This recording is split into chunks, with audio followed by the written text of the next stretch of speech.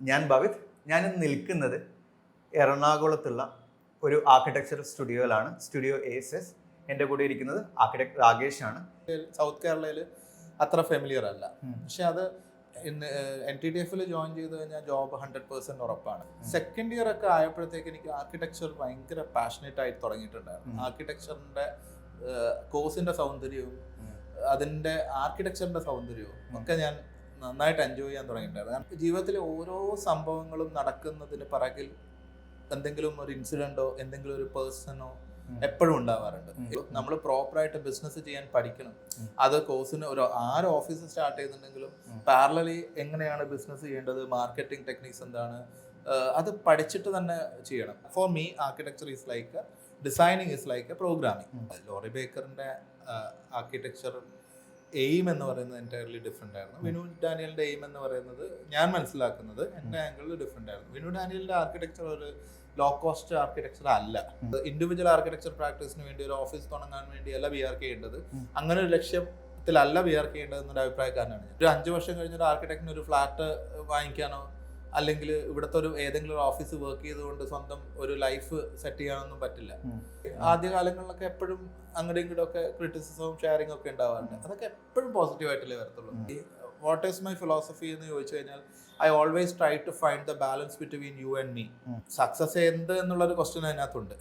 Success പേഴ്സൻ്റെ ഇപ്പം ഞാൻ സക്സസ് ആണോ അല്ലയോ എന്ന് തീരുമാനിക്കുന്ന എൻ്റെ ഫിനാൻഷ്യൽ ബാക്ക്ഗ്രൗണ്ട് ആണോ അതോ ഞാൻ ചെയ്ത ആർക്കിടെക്ചർ ആണോ അതെൻ്റെ സാറ്റിസ്ഫാക്ഷൻ ആണോ. കുറച്ചും കൂടി at least second year third year ഒക്കെ ഒത്തിരി പേപ്പറിൽ വർക്ക് ചെയ്യും, പേപ്പറിൽ സ്കെച്ചസ് ഉണ്ടാക്കുകയും സെക്ഷൻസ് വരയ്ക്കുകയും ചെയ്യണമെന്ന് എനിക്ക് ഞാൻ പഠിപ്പിക്കുന്ന സ്റ്റുഡൻസിന് ഞാൻ അങ്ങനെ ഒരു അപ്രോച്ചാണ് എപ്പോഴും ചെയ്യാറുള്ളത്. ഞാൻ ഇന്ന് എൻ്റെ ആദ്യത്തെ പോഡ്കാസ്റ്റിംഗ് തുടങ്ങാൻ പോവുകയാണ്. ഓക്കെ, രാകേഷ് ചേട്ടൻ ഇവിടെ ഇരിക്കാനുള്ള കാരണം പലതാണ്. ഒന്ന്, 2005-6 കാലഘട്ടങ്ങളിൽ ഞാൻ TKM ജോയിൻ ചെയ്യുമ്പോൾ അന്ന് അവിടുത്തെ തീസിസ് ചെയ്യുന്ന ഒരു സ്റ്റുഡൻ്റ് ആയിരുന്നു രാകേഷ് ചേട്ടൻ. രാകേഷ് ചേട്ടൻ എന്നാണ് പറയുക. ഇനി ഇങ്ങോട്ട് കാര്യം രാകേഷ് എന്ന് വിളിക്കാൻ എനിക്ക് എന്തോ പ്രശ്നം പോലെ തോന്നുന്നു. എനിക്ക് എപ്പോഴും കംഫർട്ടബിൾ ആവുന്ന രാകേഷ് ചേട്ടൻ എന്ന് പറയാനാണ്. അപ്പം ഇനി അങ്ങോട്ടുള്ള വീഡിയോയിൽ അങ്ങനെ തന്നെ ആയിരിക്കും. രാകേഷ് ചേട്ടാ, അപ്പോകാലിപ്റ്റോ എന്ന് പറഞ്ഞ സിനിമ ഓർമ്മയുണ്ട് രാകേഷ് ചേട്ടൻ? ഓർമ്മയുണ്ട്. കോളേജിന്റെ സമയത്തായിരുന്നല്ലോ ആ സിനിമ ഇറങ്ങിയത്. ആ സിനിമ ആദ്യമായിട്ട് കാണുന്നത് രാകേഷ് ചേട്ടൻ റൂം എന്ന് രാകേഷ് ചേട്ടൻ വെച്ച് തന്നപ്പോഴാണ്. ആണോ? അപ്പൊ അന്ന് ഞങ്ങൾ ആ കാലഘട്ടത്തിലൊക്കെ സ്കൂളിൽ നിന്ന് വന്നു. അപ്പൊ എന്താണെന്ന് അറിയില്ല, സിനിമ എന്താണെന്ന്, എന്തൊക്കെ ടൈപ്പ് സിനിമകളുണ്ടെന്ന് നമുക്ക് അറിയില്ലായിരുന്നു. അന്ന് രാകേഷ് ചേട്ടന് ആ കാണിച്ചു തന്ന സിനിമ ഇപ്പോഴും എന്റെ മനസ്സിലുണ്ട്. എന്തുകൊണ്ടാണെന്ന് അറിയില്ല, കാര്യം അത്രയും ബ്യൂട്ടിഫുൾ ആയിട്ടുള്ള സിനിമയായിരുന്നു അന്ന് ആ കാലഘട്ടത്തിൽ. ഇപ്പോഴും നമുക്കൊരാൾക്ക് സജസ്റ്റ് ചെയ്യാൻ പറ്റിയ ഒരു സിനിമയാണ് ഈ അപ്പോകാലിപ്റ്റോ എന്ന് പറയുന്നത്. നമ്മളിനി ഈ പോഡ്കാസ്റ്റിന്റെ ആക്ച്വൽ ഉദ്ദേശത്തിലോട്ട് വരാം. ഞാൻ പറഞ്ഞു തുടങ്ങി അങ്ങനെയാന്നേ ഉള്ളൂ. എനിക്ക് കുറച്ചധികം കാര്യങ്ങൾ രാകേഷ് ചേട്ടൻ്റെ അടുത്ത് അറിയാനുണ്ട്. ഒന്ന്, ഞാനിപ്പോൾ എല്ലാവരോടും നമ്മൾ റാൻഡംലി സംസാരിക്കാൻ പലരോടും ചോദിക്കുന്ന ചോദ്യമാണ്. ഓക്കെ, ചിലപ്പം ഇനി ആർക്കിടെക്ചറിൽ ജോയിൻ ചെയ്യാൻ ഉദ്ദേശിക്കുന്ന കുട്ടികൾക്ക് ഈ ചോദ്യം ഉപകാരപ്പെടാം. ചോദ്യമല്ല, ഉത്തരം. രാകേഷ് ചേട്ടൻ എന്തുകൊണ്ടാണ് ആർക്കിടെക്ചർ എന്ന പ്രൊഫഷൻ ചൂസ് ചെയ്തത്? അത് ഞാൻ ചൂസ് ചെയ്തതല്ല, എന്നെ ആർക്കിടെക്ചർ ചൂസ് ചെയ്തതാണ്. അങ്ങനെ വേണമെങ്കിൽ പറയാം. കുറച്ച് വലിയ സ്റ്റോറിയാണ്. അത് ഭയങ്കര പറ്റാവുന്നത്രയും ഷോർട്ടാക്കിയിട്ട് ഞാൻ പറയാം. ബേസിക്കലി ഞാനൊരു ഇലക്ട്രോണിക്സ് ഡിപ്ലോമ ഹോൾഡറാണ്. ആഫ്റ്റർ 10th നമ്മൾ ആ കാലഘട്ടത്തിലൊക്കെ എങ്ങനെയെങ്കിലും ജോലി കിട്ടുക എന്നൊരു ഉദ്ദേശം ഉണ്ടല്ലോ. 10th കണ്ണൂരിലെ ഒരു സാധാരണ ഫാമിലിക്കകത്ത് നിന്നുള്ള ഒരാൾ എന്നുള്ള രീതിയിൽ നമുക്ക് ജോലി ഇമ്പോർട്ടൻ്റ്. അത് എന്ത് സബ്ജക്റ്റ് പഠിക്കുന്നു എന്നൊന്നും ഇമ്പോർട്ടൻ്റ് ഇല്ല. കാരണം അന്ന് കാണുന്ന എന്താണോ അത് ആളുകൾ, ഒരു ഗ്രൂപ്പ് ഓഫ് ആൾക്കാർ എവിടെ പോകുന്നു അതിന് പിറകെ പോകുക എന്നുള്ള അത്രയും എക്സ്പോഷറൊക്കെ അന്ന് അവിടെ വെച്ച് എനിക്ക് ഉണ്ടായിരുന്നുള്ളൂ. ആർക്കിടെക്ചർ എന്താണെന്നോ ആർക്കിടെക്ട് ആരാണെന്നോ, ഏതോ ഒരു ജയറാമിൻ്റെ സിനിമയിൽ ആർക്കിടെക്ട് എന്ന് കേട്ടതിനപ്പുറത്തേക്ക് ആർക്കിടെക്ചർ ഒന്നും എനിക്ക് അറിയില്ല.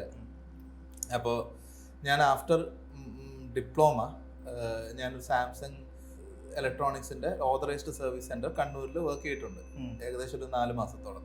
അപ്പോൾ എൻ്റെ ജോലി എന്ന് വെച്ചാൽ കാസർഗോഡ് ഡിസ്ട്രിക്റ്റിലെ എൻറ്റയർ ഏരിയ കവർ ചെയ്യുക. അവിടെ TV, വാഷിംഗ് മെഷീൻ, ഫ്രിഡ്ജ് ഇത് റിപ്പയർ ചെയ്യുക. അപ്പോൾ നമുക്കറിയാവുന്ന ഡിപ്ലോമ കഴിഞ്ഞിട്ട് ഇതൊന്നും റിപ്പയർ ചെയ്യാനൊന്നും അറിയത്തൊന്നുമില്ല. അപ്പോൾ ഇവരുടെ സിംറ്റം കണ്ട് എന്താണ് ചെയ്യേണ്ടതെന്നൊക്കെ ഓൾറെഡി ഇൻസ്ട്രക്ഷൻ ഉണ്ട്. അപ്പോൾ ഒരു സിംറ്റം കണ്ടു കഴിഞ്ഞാൽ അത് ഏത് റെസിസ്റ്റർ മാറണം, ഏത് കപ്പാസിറ്റർ മാറണം എന്നൊക്കെ നമുക്ക് ഓൾറെഡി ഇൻഫോംഡ് ആണ്. അത് അതുപോലെ ചെയ്തിട്ട് വരിക, ഇതാണ് ജോബ്. അപ്പോൾ ഒരു 4 മാസത്തോളം ഇതേ സംഭവം പല വീടുകളിൽ പോയി പെട്ടിയായിട്ട് പോയിട്ട് റിപ്പയർ ചെയ്തുകൊണ്ട് വന്നിട്ടുണ്ടായിരുന്നു. അപ്പോൾ എൻ്റെ ബ്രദർ എൻ്റെ അടുത്ത് ഒരു ദിവസം പറഞ്ഞു, നീക്ക് ഒരു ഡിഗ്രിക്ക് ട്രൈ ചെയ്തുകൂടെ, ഒന്ന് എഞ്ചിനീയറിംഗ് എൻട്രൻസ് എഴുതിക്കൂടെ എന്ന് ചോദിച്ചു. അപ്പോൾ എനിക്കറിയില്ലായിരുന്നു എഞ്ചിനീയറിംഗ് എൻട്രൻസ് ഡിപ്ലോമ എഴുതാൻ പറ്റുമെന്നൊന്നും എനിക്കറിയില്ലായിരുന്നു. അപ്പോൾ ഞാൻ അന്വേഷിച്ചപ്പോൾ എഴുതാൻ പറ്റും. അപ്പോൾ അങ്ങനെ എഞ്ചിനീയറിംഗ് എൻട്രൻസ് എഴുതി. ഒരു ഷോർട്ട് ടേം ട്യൂഷന് പോയി. കാരണം ഡിപ്ലോമ കഴിഞ്ഞിട്ട് എൻട്രൻസ് കുറച്ച് ടഫാണ്. പ്രീ ഡിഗ്രിയിലെ മാത്സോ ഫിസിക്സോ കെമിസ്ട്രിയോ ഒക്കെ ഡിഫറെന്റ് ആയതുകൊണ്ട് ആർക്കിടെക്ചറിന്റെ എഞ്ചിനീയറിംഗിന്റെയും എൻട്രൻസ് അല്ലല്ല, ആർക്കിടെക്ചറിന് ആപ്റ്റിറ്റ്യൂഡ് ടെസ്റ്റ് ഉണ്ട്. അപ്പോൾ ആർക്കിടെക്ചർ ഒന്നും അറിയില്ല. അപ്പോൾ ഈ ഫോം മേടിച്ചപ്പോൾ ഫോമിനകത്ത് ഒരു ക്വസ്റ്റ്യൻ ഉണ്ടായിരുന്നു, ആർക്കിടെക്ചർ എഴുതുന്നുണ്ടോ, ആപ്റ്റിറ്റ്യൂഡ് ടെസ്റ്റ് ഉണ്ടോ. എഴുതിയേക്കാം. ആപ്റ്റിറ്റ്യൂഡ് എൻ്റെ നല്ലതാണ് എന്ന് ഞാൻ സ്ട്രോങ്ലി ബിലീവ് ചെയ്യുന്നുണ്ട്. കാരണം ആ സമയത്ത് NTTF എന്ന് പറയുന്ന ഒരു ഇൻസ്റ്റിറ്റ്യൂട്ട് ഉണ്ട് കണ്ണൂർ തലശ്ശേരിയിൽ, നിട്ടൂർ ടെക്നിക്കൽ ട്രെയിനിങ് സെന്റർ. അത് ഈ സൗത്ത് കേരളയിൽ അത്ര ഫെമിലിയർ അല്ല. പക്ഷെ അത് NTTF ജോയിൻ ചെയ്ത് കഴിഞ്ഞാൽ ജോബ് 100% ഉറപ്പാണ്. അത് നമ്മളുടെ കയ്യിലൊരു 100% എന്നുള്ള ഒരു രീതിയിലാണ്. അപ്പോൾ അതിനു വേണ്ടി ശ്രമിച്ചിട്ടുണ്ടായിരുന്നു. അത് 25 സീറ്റ്സേ ഉള്ളൂ കേരളത്തിൽ മൊത്തം. അത് 27, 28 റാങ്ക് ഒക്കെ 2 പ്രാവശ്യം കിട്ടും. അപ്പോൾ അത് ആപ്റ്റിറ്റ്യൂഡ് ടെസ്റ്റ് ഉണ്ട്. അത് എനിക്ക് ഫെമിലിയർ ആണ്. അപ്പം അങ്ങനെ ആപ്റ്റിറ്റ്യൂഡ് ടെസ്റ്റ് എഴുതിയപ്പോൾ പിന്നെ എഴുതിയിട്ടുണ്ടായിരുന്നു. അങ്ങനെ ഫോം ഫില്ല് ചെയ്യാൻ നേരത്ത് പിന്നെ എഞ്ചിനീയറിംഗ് റാങ്ക് വന്ന് നമ്മൾ ഓപ്ഷൻസ് കൊടുക്കണമല്ലോ. അപ്പോൾ ഓപ്ഷൻസ് കൊടുക്കുന്ന സമയത്ത് CET ഇലക്ട്രോണിക്സ്. അപ്പോൾ പെട്ടെന്ന് എൻ്റെ ചേട്ടൻ, എടാ എന്തായാലും കിട്ടത്തില്ല, ആർക്കിടെക്ചർ TKM കൊടുത്തു വെറുതെ, രണ്ടാമത് എന്തായാലും കിട്ടില്ലല്ലോ. അപ്പോൾ ആർക്കിടെക്ചർ TKM, ആർക്കിടെക്ചർ എന്താ ചേട്ടാ എന്ന് അങ്ങനെ ചോദിച്ചിട്ടാണ് ഈ സംഭവം ഫില്ല് ചെയ്യുന്നത്. പക്ഷെ എനിക്ക് കിട്ടിയത് ഇതാ. എനിക്ക് ഫസ്റ്റ് ഓപ്ഷനിൽ കമ്പ്യൂട്ടർ സയൻസ് കിട്ടിയായിരുന്നു. സെക്കൻഡ് ഓപ്ഷൻ വന്നപ്പോഴത്തേക്ക് ആർക്കിടെക്ചറിലേക്ക് ഷിഫ്റ്റ് ചെയ്തു. പക്ഷെ ഇനി എൻ്റെ മുകളിൽ CET ഇലക്ട്രോണിക്സ് മാത്രമേ ഉള്ളൂ. അതെനിക്ക് കിട്ടില്ലായിരുന്നു. എൻ്റെ റാങ്ക് വെച്ചിട്ട് CET ഇലക്ട്രോണിക്സ് കിട്ടില്ല. പക്ഷെ ആർക്കിടെക്ചർ എനിക്ക് കിട്ടുകയും ചെയ്തു. അപ്പോൾ എനിക്ക് പോയേ പറ്റത്തുള്ളൂ. അപ്പോൾ എൻ്റെ ആദ്യത്തെ ഒരു 3-4 മന്ത്സ് ഭയങ്കര ഹെക്ടിക് ആയിരുന്നു. ഞാനൊരു ശരിക്കും സത്യം പറഞ്ഞാൽ ഡിപ്രഷൻ മോഡിൽ കൂടെയായിരുന്നു കടന്നു പോയത്. എനിക്ക് ഹാൻഡിൽ ചെയ്യാൻ പറ്റുന്നുണ്ടായിരുന്നില്ല. കാരണം ഇലക്ട്രോണിക്സ് പഠിച്ചു, ഇലക്ട്രോണിക്സ് ഹയർ സ്റ്റഡീസ് എന്ന് വെച്ചാൽ ഡിഗ്രി ചെയ്യണമെന്ന് ആഗ്രഹിച്ചിട്ട് ആർക്കിടെക്ചറിലോട്ട് വന്നപ്പോൾ ഞാനിങ്ങനെ എനിക്കൊരു അർത്ഥമില്ലാത്ത ഒരു സാധനം ഞാൻ വരച്ചുകൊണ്ടിരിക്കുന്നത് പോലെ ഒരു ഫീലായിരുന്നു. പക്ഷെ എങ്ങനെയോ ഇവിടെ എത്തി. ഇതായിരുന്നു ആ തീരുമാനം എൻ്റെ ജീവിതത്തിൽ ഏറ്റവും നല്ല തീരുമാനമായിരുന്നു എന്ന് എനിക്ക് തോന്നിയിട്ടുണ്ട് പലപ്പോഴും. അപ്പൊ 2006 രാകേഷ് ചേട്ടൻ ഗ്രാജുവേറ്റ് ആയതെന്നാണ് എൻ്റെ ഓർമ്മ.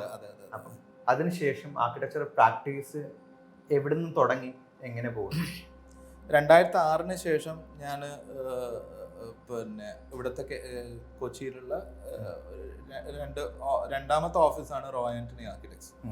സാറിൻ്റെ കൂടെ വർക്ക് ചെയ്തിട്ടുണ്ടായിരുന്നു. 4.5 വർഷത്തോളം സാറിൻ്റെ കൂടെ വർക്ക് ചെയ്തിട്ടുണ്ടായിരുന്നു. അപ്പോൾ പക്ഷേ from third year onwards, second year ഒക്കെ ആയപ്പോഴത്തേക്ക് എനിക്ക് ആർക്കിടെക്ചർ ഭയങ്കര പാഷനേറ്റ് ആയി തുടങ്ങിയിട്ടുണ്ടായിരുന്നു. ആർക്കിടെക്ചറിൻ്റെ കോഴ്സിൻ്റെ സൗന്ദര്യവും അതിൻ്റെ ആർക്കിടെക്ചറിൻ്റെ സൗന്ദര്യവും ഒക്കെ ഞാൻ നന്നായിട്ട് എൻജോയ് ചെയ്യാൻ തുടങ്ങിയിട്ടുണ്ടായിരുന്നു. കാരണം നല്ല ഫ്രണ്ട്സ് ഉണ്ട്, 2-3 ഫ്രണ്ട്സ് ആർക്കിടെക്ചർ സംസാരിക്കുന്നത്. എക്സാമ്പിൾ ഹരി, അവൻ ഇപ്പം കൊല്ലത്ത് നോ ആർക്കിടെക്ചർ റൺ ചെയ്യുന്നു. അപ്പോൾ ഹരിയൊക്കെ ആയിട്ടുള്ള കോൺവെർസേഷൻസ് ഒക്കെ ആർക്കിടെക്ചർ ഇൻട്രസ്റ്റിംഗ് കോൺവെർസേഷൻസ് ഒക്കെ ഉണ്ടാകുന്നുണ്ട്. പിന്നെ ജൂനിയേഴ്സ് ഒക്കെ ആയിട്ട് ഇൻക്ലൂഡിങ് യു, പിന്നെ ലിജോ, മധു, അങ്ങനെയുള്ള കുറേ പേരൊക്കെ ആയിട്ട് ആർക്കിടെക്ചർ കോൺവെർസേഷൻ ഒത്തിരി നടക്കുമായിരുന്നു. അപ്പോൾ ഇവരൊക്കെ നിനക്ക് ഫെമിലിയർ ആണല്ലോ, ലിജോനെയും മധുവിനെയൊക്കെ. അപ്പോൾ അത് തന്നെയായിരുന്നു ഒരു ഇൻസ്പിറേഷൻ അക്കാഡമിക്സ്. അപ്പോൾ ഒരു സമയം തന്നെ എൻ്റെ മനസ്സിൽ ഇൻഡിവിജ്വൽ പ്രാക്ടീസ് എന്നുള്ള ഒരു എയിം അപ്പം തന്നെ സ്ട്രോങ് ആയിട്ടുണ്ടായിരുന്നു. അപ്പോൾ തേർഡ് ഇയർ ഓൺവേർഡ്സ്, അപ്പോൾ തേർഡ് ഇയർ 4th ഇയർ ഒക്കെ ആയപ്പോൾ 2-3 പ്രൈവറ്റ് വർക്ക്സ് ഒക്കെ വന്നിട്ട് അതൊക്കെ ചെയ്തിട്ടുണ്ടായിരുന്നു. അന്നേരം നമുക്ക് ഇത്രയൊക്കെ അറിയുള്ളൂ എന്ന് നമുക്ക് ധാരണയില്ല. നമുക്ക് ഭയങ്കര ഇതൊക്കെ നമുക്ക് ചെയ്യാൻ പറ്റും, ഈസിയാണെന്നുള്ള ധാരണയിൽ കൂടിയാണ് പോകുന്നത്. പക്ഷെ ഇന്ന് ഞാൻ തിരിഞ്ഞു നോക്കുമ്പോൾ അന്നത്തെ പ്രോജക്റ്റ് കുറേ മിസ്റ്റേക്സുകളൊക്കെ നമ്മൾ ചെയ്തിട്ടുണ്ട്. ബട്ട് എനിക്ക് സ്ട്രോങ്ലി എൻ്റെ ആഗ്രഹം ഓഫീസ് തന്നെയായിരുന്നു. ജീവിതത്തിലെ ഓരോ സംഭവങ്ങളും നടക്കുന്നതിന് പിറകിൽ എന്തെങ്കിലും ഒരു ഇൻസിഡൻറ്റോ എന്തെങ്കിലും ഒരു പേഴ്സണോ എപ്പോഴും ഉണ്ടാവാറുണ്ട്. എനിക്ക് എന്തെങ്കിലും ഇൻസിഡന്റ് ഉണ്ടാവും, അല്ലെങ്കിൽ പേഴ്സൺ ഉണ്ടാവും, അതിലേക്ക് എത്തിക്കുന്ന എന്തെങ്കിലും ഒരു ഫാക്ട് ഉണ്ടാവും. അപ്പോൾ ഞാൻ നിമിത്തങ്ങളിലൊക്കെ കുറച്ച് വിശ്വസിക്കുന്ന ഒരാളാണ്. അപ്പം അതങ്ങനെ ഇപ്പം ഒരു ദിവസം എൻ്റെ ബ്രദർ എന്നെ വിളിച്ചു ഈ ബ്രദറാണ് ആർക്കിടെക്ചറിലോട്ട് എത്താൻ കാരണം. ബ്രദർ ഒരു ദിവസം എന്നെ വിളിച്ച് ചോദിക്കുവാണ്, നിനക്ക് ഇൻഡിവിജ്വലി പ്രാക്ടീസ് ചെയ്തൂടെ, കുറേ നാളായില്ലേ, ഇനി എങ്ങനെയാണ് നിന്റെ ഫ്യൂച്ചർ എന്ന് നിനക്ക് തീരുമാനിച്ചൂടെ? റാൻഡം ക്വസ്റ്റ്യനകത്ത് അന്ന് രാത്രി എൻ്റെ മനസ്സിൽ സ്ട്രോങ്ലി ഞാൻ തീരുമാനിച്ചു, I should quit my job. അങ്ങനെയാണ് പിന്നെ ഓഫീസ് സ്റ്റാർട്ട് ചെയ്യുന്നതൊക്കെ. ഓഫീസ് സ്റ്റാർട്ട് ചെയ്യുന്നത് കുറച്ച് നാൾ, ഒരു 2-3 മന്ത്സ് പാരലലി അവിടെ വർക്ക് ചെയ്യുന്നുണ്ടായിരുന്നു. പക്ഷെ അത് അങ്ങനെയാണ് ജീവിതത്തിലെ ഓരോ സംഭവങ്ങളും. എന്നായിരുന്നു ഓഫീസ് സ്റ്റാർട്ട് ചെയ്തത്? 2011 മിഡ് ആയപ്പോഴാണ് ഓഫീസ് സ്റ്റാർട്ട് ചെയ്തത്. Actually September 15th, exactly September 15th ആണ് ഓഫീസ് ഇനോഗ്രേഷൻ ചെയ്തത്. പിന്നെ 2012 ഞാൻ ഫുൾ ടൈം ഓഫീസിലേക്ക് മാറി. എന്ന് വെച്ചാൽ ഞാൻ വർക്ക് ചെയ്തുകൊണ്ടിരുന്ന ഓഫീസ് ഞാൻ 2 മാസം 3 മാസം കഴിഞ്ഞപ്പോൾ ക്വിറ്റ് ചെയ്തു. TKM ആ ഡിസ്കഷൻസ് എനിക്ക് ഇപ്പോഴും ഓർമ്മയുണ്ട് കേട്ടോ. കാര്യം നമ്മൾ ആ ക്ലാസ് കഴിഞ്ഞ് ആ ക്യാൻറ്റീനിൽ ഇരിക്കുന്നു, ആ ഗ്രൗണ്ടിൽ ഇരിക്കുന്ന ഡിസ്കഷൻസ് ഒക്കെ എനിക്ക് ഇപ്പോഴും ഓർമ്മയുണ്ട്. അത് എല്ലാ ടോപ്പിക്കും വരുമായിരുന്നു. ക്രിക്കറ്റ് വരുമായിരുന്നു, പൊളിറ്റിക്സ്. അന്ന് പൊളിറ്റിക്സ് നമ്മൾ കുറവായിരുന്നു, പക്ഷെ അന്ന് ഇത്രയും ഹാപ്പണിങ് അല്ല. നമ്മുടെ സബ്ജക്ട്സ് ആർക്കിടെക്ചറും പിന്നെ നമ്മുടെ എല്ലാ അന്നത്തെ അക്കാഡമിക്സിലുള്ള പോക്കിരിത്തരങ്ങളും എല്ലാം നമ്മുടെ ഡിസ്കഷൻ ടോപ്പിക് ആയിരുന്നല്ലോ. പക്ഷെ എനിക്ക് TKMന്റെ പ്രത്യേകത ആണെന്ന് അറിയില്ല. നമ്മളാ ഞാൻ ഇറങ്ങുന്നത് 2010 എങ്കിൽ കൂടെ എനിക്ക് 2005 മുതലുള്ള അല്ലെങ്കിൽ അതിന് 5 വർഷം മുൻപേ ഉള്ള സീനിയേഴ്സിനെ വരെ അറിയാം. അതിപ്പോഴും ആ ഒരു ബോണ്ടിങ് ഉണ്ട് എന്നുള്ളത് അത് ഭയങ്കര അത്ഭുതമാണ്. അത് TKMല് എനിക്കറിയില്ല, TKMന്റെ പ്രത്യേകതയാണെന്ന് അറിയില്ല. ഇപ്പൊ നീ പറഞ്ഞ ഭവിത്ത് പറഞ്ഞ പോലെ തന്നെ 2001 നമ്മൾ ജോയിൻ ചെയ്യുന്നത്. അപ്പൊ 2099 ഉള്ള ആൾക്കാരെ എനിക്കറിയാം. അവരൊക്കെ കോളേജിലൊക്കെ ഹോസ്റ്റലൊക്കെ വരുമായിരുന്നു. പിന്നെ എനിക്ക് 2012 വരെ TKM പഠിച്ച ഒരു ബാച്ചിനൊക്കെ എനിക്ക് ഓർഡറിലൊക്കെ ഒരു പരിധി വരെയൊക്കെ എനിക്കറിയാം അത്യാവശ്യം. അപ്പൊ രാകേഷ് ചേട്ടൻ പറഞ്ഞു 2012 ഓഫീസ് തുടങ്ങിയത്, ഫുൾ ടൈം സ്റ്റാർട്ട് ചെയ്തത്. ഇത് 2024. അപ്പൊ ആ ഗ്രോത്തിന് എങ്ങനെ കാണുന്നു പ്രാക്ടീസിന്? കുറച്ച് ഹാർഡാണ് ആർക്കിടെക്ചർ പ്രാക്ടീസ് എന്ന് പറയുന്നത്. എല്ലാ ഫീൽഡും പോലെ ഉറപ്പായിട്ടും ഉണ്ടായിട്ടുണ്ട്. ഒരു പ്രോജക്റ്റിൽ നിന്നാണ് നമ്മൾ ഓഫീസ് സ്റ്റാർട്ട് ചെയ്തത്. എങ്ങനെയാണ് മാർക്കറ്റ് ചെയ്യേണ്ടത്, എങ്ങനെയാണ് അന്ന് ഇത്രയും സോഷ്യൽ മീഡിയാസ് ഇല്ല, നമുക്ക് അങ്ങനെ ഒരു റോൾ മോഡൽസ് ഇല്ല, നമുക്ക് എങ്ങനെ ഇതിനെ ബിസിനസ്സിന് റൺ ചെയ്യണം എന്നൊക്കെ പറഞ്ഞു തരാൻ ആളുകളില്ല. അന്ന് എല്ലാവർക്കും ഉണ്ടാവില്ല, അതുപോലെ എനിക്കും ഉണ്ടായിരുന്നില്ല. അപ്പം നമ്മളതിനെ നമ്മുടെ എക്സ്പീരിയൻസിൽ നിന്നാണ് ബിസിനസ് സ്ട്രാറ്റജീസ് ഒക്കെ നമ്മൾ ഉണ്ടാക്കുന്നത്. അതല്ല ചെയ്യേണ്ടതെന്നേ ഞാൻ പറയുള്ളൂ. നമ്മൾ പ്രോപ്പറായിട്ട് ബിസിനസ് ചെയ്യാൻ പഠിക്കണം. അത് കോഴ്സിന് ആര് ഓഫീസ് സ്റ്റാർട്ട് ചെയ്യുന്നുണ്ടെങ്കിലും പാരലലി എങ്ങനെയാണ് ബിസിനസ് ചെയ്യേണ്ടത്, മാർക്കറ്റിംഗ് ടെക്നിക്സ് എന്താണ്, അത് പഠിച്ചിട്ട് തന്നെ ചെയ്യണം. അല്ലാതെ നമ്മളിങ്ങനെ റാൻഡം വേയിലൊക്കെ അല്ല ട്രാവൽ ചെയ്യേണ്ടത്. എസ്പെഷ്യലി ഇന്ന് അതൊന്നും നടക്കുമെന്ന് എനിക്ക് തോന്നുന്നില്ല. പ്രോപ്പറായിട്ട് ബിസിനസ് പഠിച്ചിട്ട് തന്നെ ചെയ്യണം ആർക്കിടെക്ചർ. നമ്മൾ നല്ല ആർക്കിടെക്ചർ ചെയ്യുക മാത്രം പോരാ, അത് നമുക്ക് മാർക്കറ്റ് ചെയ്യാനും അറിയണം, നമുക്ക് ബിസിനസ് എങ്ങനെ ഗ്രോ ചെയ്യാൻ അറിയണം, സിസ്റ്റം ഡെവലപ്പ് ചെയ്യാൻ അറിയണം. ഇപ്പൊ ഇന്നത്തെ സ്റ്റേജിൽ എൻ്റെ ഓഫീസിലെ സിസ്റ്റം ഒക്കെ എൻറ്റയർലി പ്രോപ്പർ സെറ്റാണ്. പക്ഷെ അതിന് ഞാൻ ഈ 15 വർഷം എടുത്തു. അത്രയും വർഷം എടുക്കാൻ പാടില്ല. 15 എന്ന് പറയല്ല, ഒരു 10-12 വർഷം എടുത്തു. അത്ര എടുക്കാൻ പാടില്ല. ഓഫീസ് തുടങ്ങുമ്പോൾ തന്നെ സിസ്റ്റം ഉണ്ടാവണം. അപ്പോൾ അതിനകത്ത് എനിക്കൊരു എൻ്റെ സിസ്റ്റം ഡെവലപ്മെൻറ്റിനകത്ത് എനിക്കൊരു മൈൽ സ്റ്റോൺ ആണ് എൻ്റെ മാരേജും എൻ്റെ വൈഫ് എൻ്റെ ഓഫീസിലേക്കുള്ള എൻട്രിയും ഒക്കെ അതിനകത്ത്. കാരണം അവളൊരു ഇൻ്റർനാഷണൽ ഫേമിലൊക്കെ വെളിയിൽ വർക്ക് ചെയ്തതാണ്. അവൾ ഇലക്ട്രോണിക്സ് ബിടെക് ഇലക്ട്രോണിക്സ് ആണ്. മസ്കറ്റ് ബോൺ ആൻഡ് ബ്രോട്ടപ്പ് ആണ്. അപ്പം അവിടെ വളർന്നതാണ്. അവിടുത്തെ ഒരു നല്ല ഫേമിൽ അവളുടെ ഫീൽഡ് ടെലികോം ഫീൽഡ് വർക്ക് ചെയ്തതാണ്. അപ്പോൾ അവരുടെ സിസ്റ്റമൊക്കെ അവൾക്ക് ഫെമിലിയർ ആണ്. അപ്പോൾ അതൊക്കെ ഒത്തിരി എൻ്റെ ഓഫീസിലെ അഡ്മിനിസ്ട്രേഷനിൽ ഡെവലപ്പ് ചെയ്യാനൊക്കെ ഒത്തിരി വർഷം വർക്ക് ചെയ്തിട്ടുണ്ട്. വർഷ എന്നാണ്, നിനക്കറിയാം, വർഷ എന്നാണ് പേര്. അപ്പോൾ Varsha is also now interior designer ആണ്. അല്ല, അവള് ചെസ്റ്റ്നട്ട് ഹോം സ്റ്റൈലിസ്റ്റ് എന്ന് പറഞ്ഞിട്ടൊരു എൻറ്റയർ ഡിഫറെന്റ് ഒരു ഫേം. അത് ഈ ഓഫീസിൽ തന്നെയാണ്. ഈ ഓഫീസിന്റെ ഫ്രണ്ടിലത്തെ 3 റൂം, അങ്ങനെയും പറയാൻ പറ്റില്ല, അങ്ങനെ നിങ്ങൾ വർക്ക് ചെയ്യാറുണ്ട്. പക്ഷെ എൻറ്റയർലി ഡിഫറെന്റ് എൻറ്റിറ്റിയാണ്. പക്ഷെ ഞങ്ങൾ അങ്ങോട്ടും ഇങ്ങോട്ടും എൻ്റെ പ്രോജക്റ്റിൽ ഇന്റീരിയർ അവൾ ചെയ്യുന്നുണ്ട്, അവളുടെ പ്രോജക്റ്റിലെ ആർക്കിടെക്ചറൽ ഡൗട്ട്സും ഇല്ല, ഞങ്ങളെല്ലാം ഒരുമിച്ച് കൊളാബറേഷനിൽ വർക്ക് ചെയ്യുന്നുണ്ട്.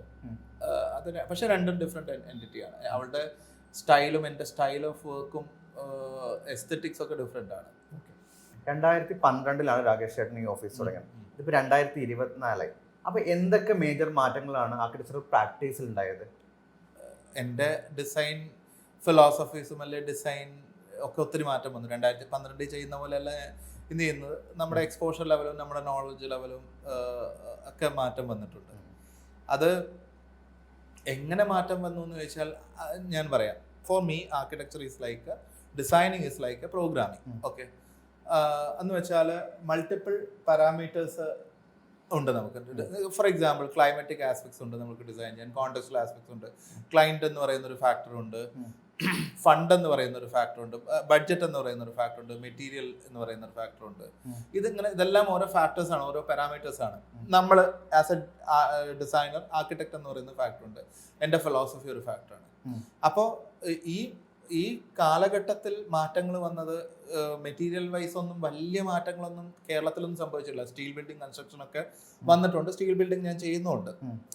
അതൊക്കെ സ്റ്റീൽ ബിൽഡിംഗ് ആയിരുന്നാലും ഡിസൈൻ ടെക്നോളജിൻ്റെ ആർക്കിടെക്ചറിനെ എൻറ്റയർലി മാറ്റങ്ങൾ വരുത്തുന്ന രീതിയിലല്ല എൻ്റെ പ്രാക്ടീസ്. ഓക്കെ, ഡിസൈൻ ടെക്നോളജി എന്ന് പറയുന്ന ഒരു പാരാമീറ്റർ ആണ്. ഈ കൂട്ടത്തിൽ ഞാൻ കൺസിഡർ ചെയ്യുന്ന മൾട്ടിപ്പിൾ പാരാമീറ്റേഴ്സിൽ ഒരു പാരാമീറ്റർ എന്ന് പറയുന്നത് ഇൻപുട്ട് എന്താവുന്നോ അതിനനുസരിച്ചായിരിക്കും ഔട്ട്പുട്ട് എന്ന് പറയുന്നത്. ഒരിക്കലും ഔട്ട്പുട്ട് ഇൻപുട്ട് സെയിം ആയി കഴിഞ്ഞാൽ മാറില്ല.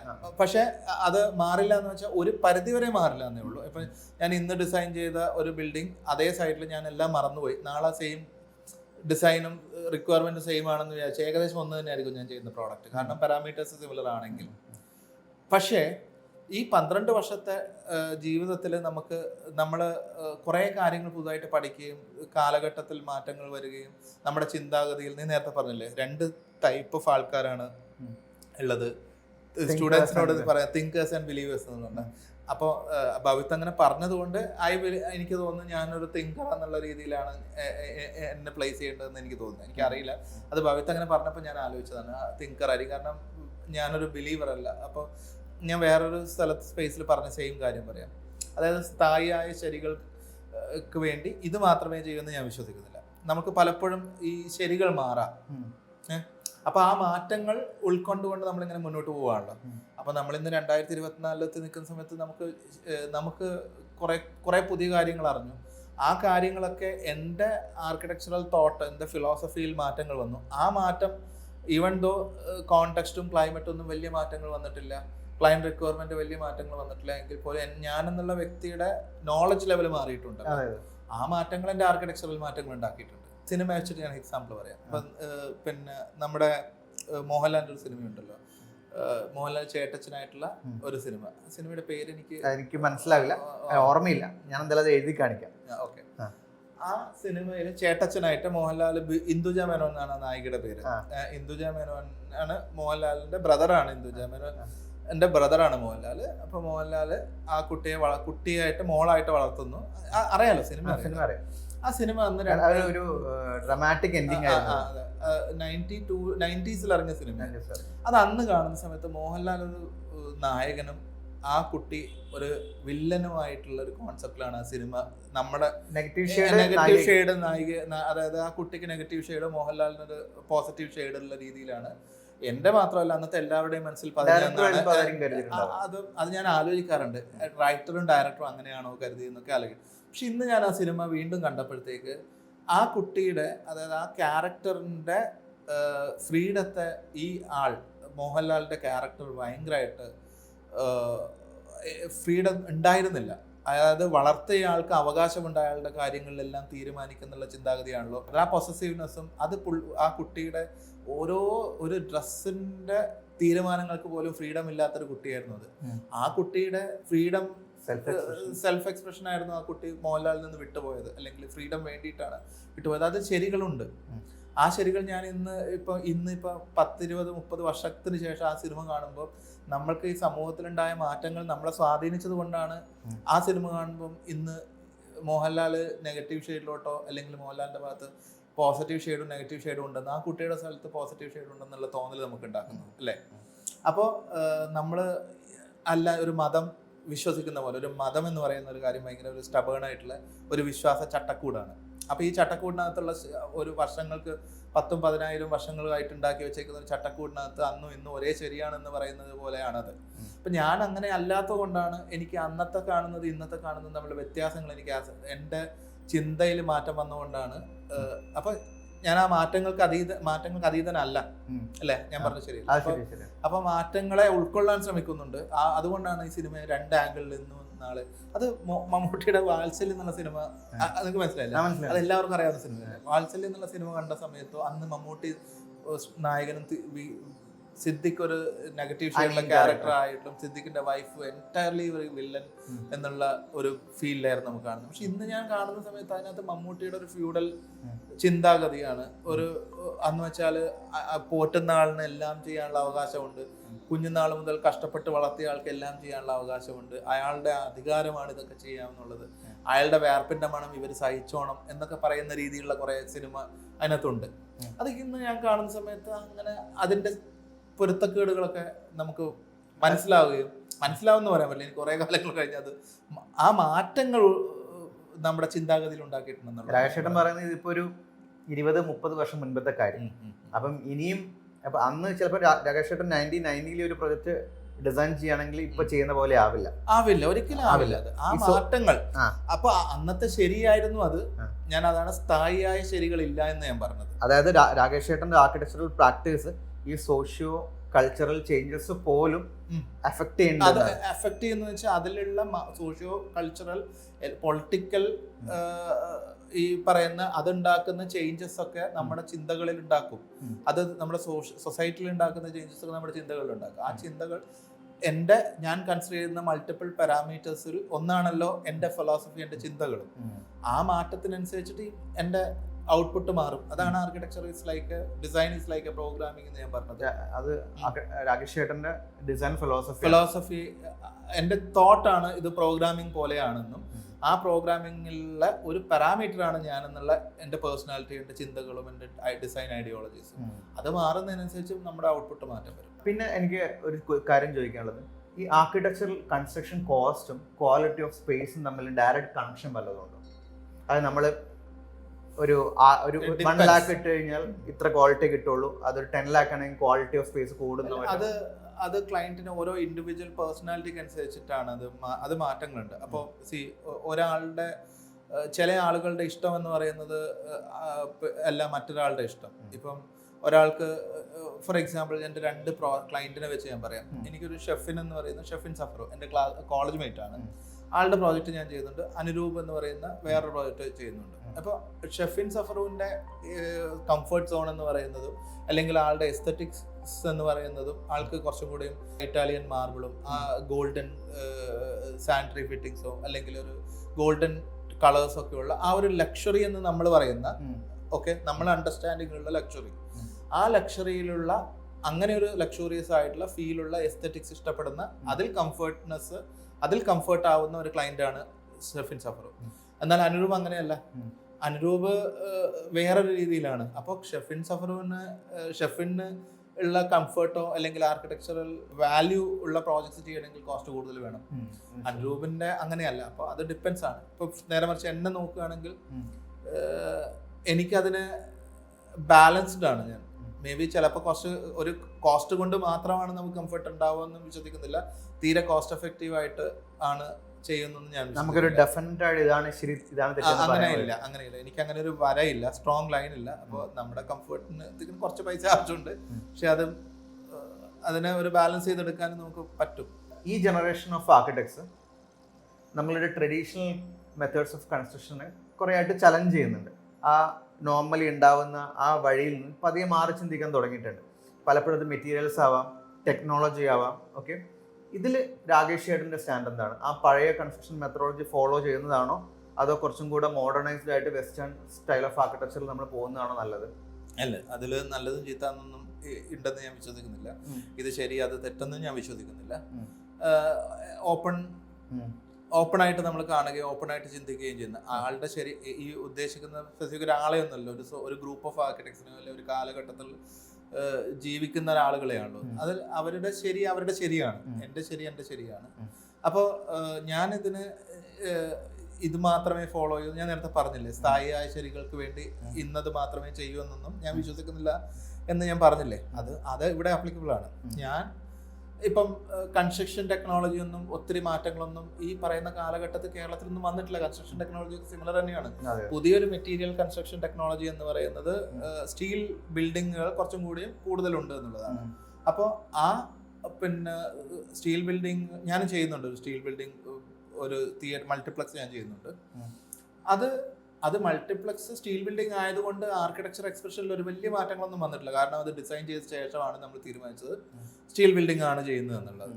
അപ്പോൾ സ്റ്റീൽ ബിൽഡിംഗ് ആയിരുന്നാലും ശരി, കോൺക്രീറ്റ് ബിൽഡിംഗ് ആയിരുന്നാലും ശരി, അതിൻ്റെ വിഷ്വൽ അത് ഒന്ന് തന്നെ ആയിരുന്നതിന്. കാരണം അതിൻ്റെ ഇന്റീരിയർ പോർഷൻസിലാണ്, അതിൻ്റെ സ്ട്രക്ചറിലാണ് സ്റ്റീലായി മാറുന്നത്. അതുകൊണ്ട് അത് തന്നെ.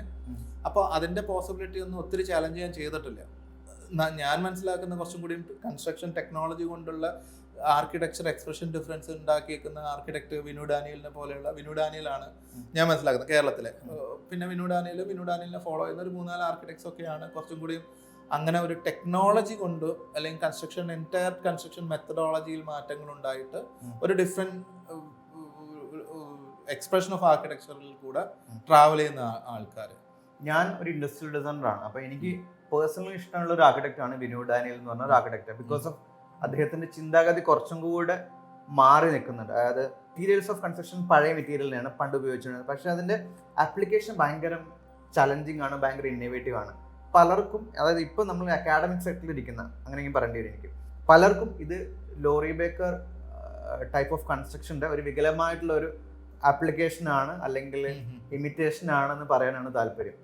അത് ശരിക്കും അങ്ങനെയാണോ? രാകേഷ് ചേട്ടന്റെ ടേക്ക് എന്താണ് അതിൽ? ഒട്ടും യോജിക്കില്ല. അത് ലോറി ബേക്കറിനെ അറിയാത്തോണ്ടാണ്, വിനു ഡാനിയലിനെ അറിയാത്തോണ്ടായിരിക്കാം മേ ബി.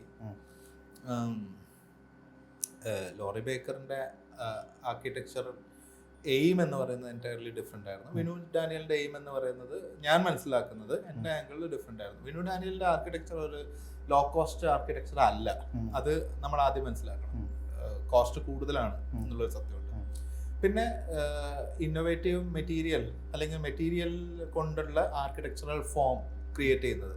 മെറ്റീരിയൽ ആണ് driving force mainly form in architecture. പിന്നെ ആളുടെ സ്ട്രക്ചറൽ സെൻസ്, നോളജ്, അത് നമുക്ക് അപ്രീഷിയേറ്റ് ചെയ്യാതിരിക്കാൻ പറ്റില്ല. അപ്പോൾ വിനു ഡാനിയലിന്റെ ആർക്കിടെക്ചർ, വിനു ഡാനിയലും ഗ്രോ ചെയ്തുകൊണ്ടിരിക്കുക. ചിലപ്പോൾ മേ ബി ഏറ്റവും ആദ്യത്തെ പ്രോജക്ട്സുകളിൽ പ്രശ്നങ്ങൾ ഉണ്ടായിട്ടുണ്ടാവാം. ഞാൻ വിനു ഡാനിയലിന്റെ പ്രോജക്റ്റിലൊക്കെ പോയിട്ടുണ്ട്. എനിക്ക് പ്രശ്നങ്ങളൊന്നും തോന്നുന്നു. ഇപ്പൊ റീസെന്റ് ചെയ്ത പ്രോജക്റ്റിലൊക്കെ ഞാൻ എക്സ്പീരിയൻസ് ചെയ്തിട്ടുണ്ട്. എനിക്ക് ഭയങ്കര അപ്രീഷിയേറ്റ് ചെയ്യുന്ന, ഞാൻ ഭയങ്കര എക്സൈറ്റഡ് ആയിട്ടാണ് സ്പേസ് ഒക്കെ എക്സ്പീരിയൻസ് ചെയ്തത്. ഓക്കെ, അപ്പോൾ വിനു ഡാനിയൽ ഉണ്ടാവണം, ഇങ്ങനൊരു വിനു ഡാനിയൽ ഉണ്ടാവണം. അപ്പോൾ വിനു ഡാനിയലിന്റെ ഫോളോവേഴ്സ് ഉണ്ടാവും. ഏറ്റവും ഇതിന്റെ പെർഫെക്റ്റ് സൊല്യൂഷൻ, ഇത് ഒന്നിനും പെർഫെക്റ്റ് സൊല്യൂഷൻ അല്ല, ഇതിന് ട്രാൻസ്ഫോർമേഷൻ സംഭവിച്ച് മറ്റൊരാളിൽ കൂടെ ട്രാൻസ്ഫോർമേഷൻ സംഭവിച്ച് ഒരു പുതിയൊരു ആർക്കിടെക്ചറൽ ഒരു ഗ്രൂപ്പ് ഓഫ് ഒരു ആർക്കിടെക്ചറൽ ലാംഗ്വേജ് ഡെവലപ്പ് ചെയ്യാം, അല്ലെങ്കിൽ ഒരു ഐഡിയോളജി ഡെവലപ്പ് ചെയ്യാം, ഒരു ഔട്ട്പുട്ട് ഉണ്ടാവും. അതിനൊരു ബെറ്റർ സൊല്യൂഷൻസ് നെക്സ്റ്റ് ജനറേഷനിലൊക്കെ വരും. പക്ഷേ എന്ന് വെച്ചാൽ വിനു ഡാനിയലിന്റെ തന്നെ ബെറ്റർ സൊല്യൂഷനാണ് അത്. അത് നമുക്ക് അത്ര അച്ചീവബിൾ ഒന്നും അല്ല, അത്ര ഈസി അച്ചീവബിൾ ഒന്നും അല്ല അത്. ശരിക്കും രാകേഷിന്റെ അഭിപ്രായത്തിൽ കേരളത്തിൽ പറ്റിയ ഒരു ആർക്കിടെക്ചർ പ്രാക്ടീസ് എന്ന് വെച്ചാൽ എന്തായിരിക്കും അത്? ഇല്ല, അങ്ങനെ ഒരു കേരളത്തിന് പറ്റിയ ഒരു ആർക്കിടെക്ചർ നമ്മൾ കേരളത്തിലെ ക്ലൈമറ്റിക് ആസ്പെക്ട്സ്, നല്ല മഴ, ഒരു 9-10 മാസത്തോളം, 6 മാസം മഴ എന്നുള്ള കോൺസെപ്റ്റിൽ ആ മഴയും വെയിലും, അത് ക്ലൈമറ്റിക് ആസ്പെക്ട്സ് ഒരു സ്ട്രോങ് പാരാമീറ്റർ ആണ് നമ്മൾ കൺസിഡർ ചെയ്യേണ്ട. ആർക്കിടെക്ചർ ഡിസൈനിനകത്ത് കൺസിഡർ ചെയ്യുന്ന പാരാമീറ്റേഴ്സിൽ സ്ട്രോങ് പാരാമീറ്റർ ആണ്. അത് കൺസിഡർ ചെയ്യുകയും അതിന് ക്ലൈമാറ്റിക് ആസ്പെക്ട്സിലുള്ള സൊല്യൂഷൻസുമായിട്ടുള്ള ഏത് ഡിസൈൻ ലാംഗ്വേജ് ആയാലും ശരി, ഇറ്റ്സ് ഗുഡ് സൊല്യൂഷൻ എന്നുള്ളത് ഞാൻ പറയുള്ളൂ. അങ്ങനെ ഒത്തിരി വ്യത്യസ്തമായ സൊല്യൂഷൻസ് ഒന്നും ഇല്ല ഇവിടെ. വിനു ഡാനിയൽ എന്ന് പറയുന്ന ഒരു ഗാങ്ങും പിന്നെ മറ്റൊരു ഗ്രൂപ്പ് ഓഫ് ആർക്കിടെക്ട്സ് എന്നേ പറയാൻ പറ്റുള്ളൂ. അതെല്ലാവരും ഏകദേശം ഒരുപോലൊക്കെ തന്നെയാണ്. പിന്നെ ഞാൻ ഇനി ചോദിക്കാൻ പോകുന്നത് വളരെ റെലവെന്റ് ആയിട്ടുള്ള, നമ്മൾ അധികം ആൾക്കാർ അഡ്രസ് ചെയ്യാൻ താല്പര്യമില്ലാത്തൊരു കാര്യമാണ്. പൊതുവെ നമ്മളെ താല്പര്യം വെച്ചാൽ നമുക്ക് അറിവില്ലായ്മ ഉണ്ടായിരിക്കാം. പക്ഷെ ഇതാണ് ക്വസ്റ്റ്യൻ, അതായത് നമ്മളുടെ സോഷ്യൽ മീഡിയയും ആർക്കിടെക്ചറൽ പ്രാക്ടീസ് തമ്മിലുള്ള ബന്ധം എന്താ ശരിക്കും? ഇത് ഒരു അധികാരം സംസാരിക്കാത്ത ക്വസ്റ്റ്യൻ ആണെന്ന് ഞാൻ വിശ്വസിക്കുന്നില്ല. ഒരുപാട് പേര്, എല്ലാവരും ഞങ്ങൾക്കിടയിൽ പ്രാക്ടീസിങ് ആർക്കിടെക്ട്സ് എന്നുള്ള രീതിയിൽ നമ്മളെല്ലാവരും കൺസിഡർ ചെയ്യുന്ന ഒരു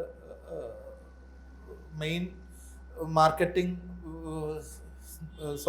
മാർക്കറ്റിംഗ് പ്ലാറ്റ്ഫോമാണ് സോഷ്യൽ മീഡിയ. അപ്പം നമുക്കത്ര എങ്ങനെ യൂസ് ചെയ്യാൻ അറിയില്ല എന്ന് പറഞ്ഞുകൊണ്ട് അതിന് നമുക്ക് തള്ളിക്കളയാൻ പറ്റില്ലല്ലോ. അപ്പോൾ സോഷ്യൽ മീഡിയ മാത്രമാണ് നമുക്കിപ്പം നമുക്ക് ചുറ്റും റീച്ച് ഔട്ട് ചെയ്യാൻ പറ്റുന്ന ഒരു ഓപ്ഷൻ ഉള്ളത്.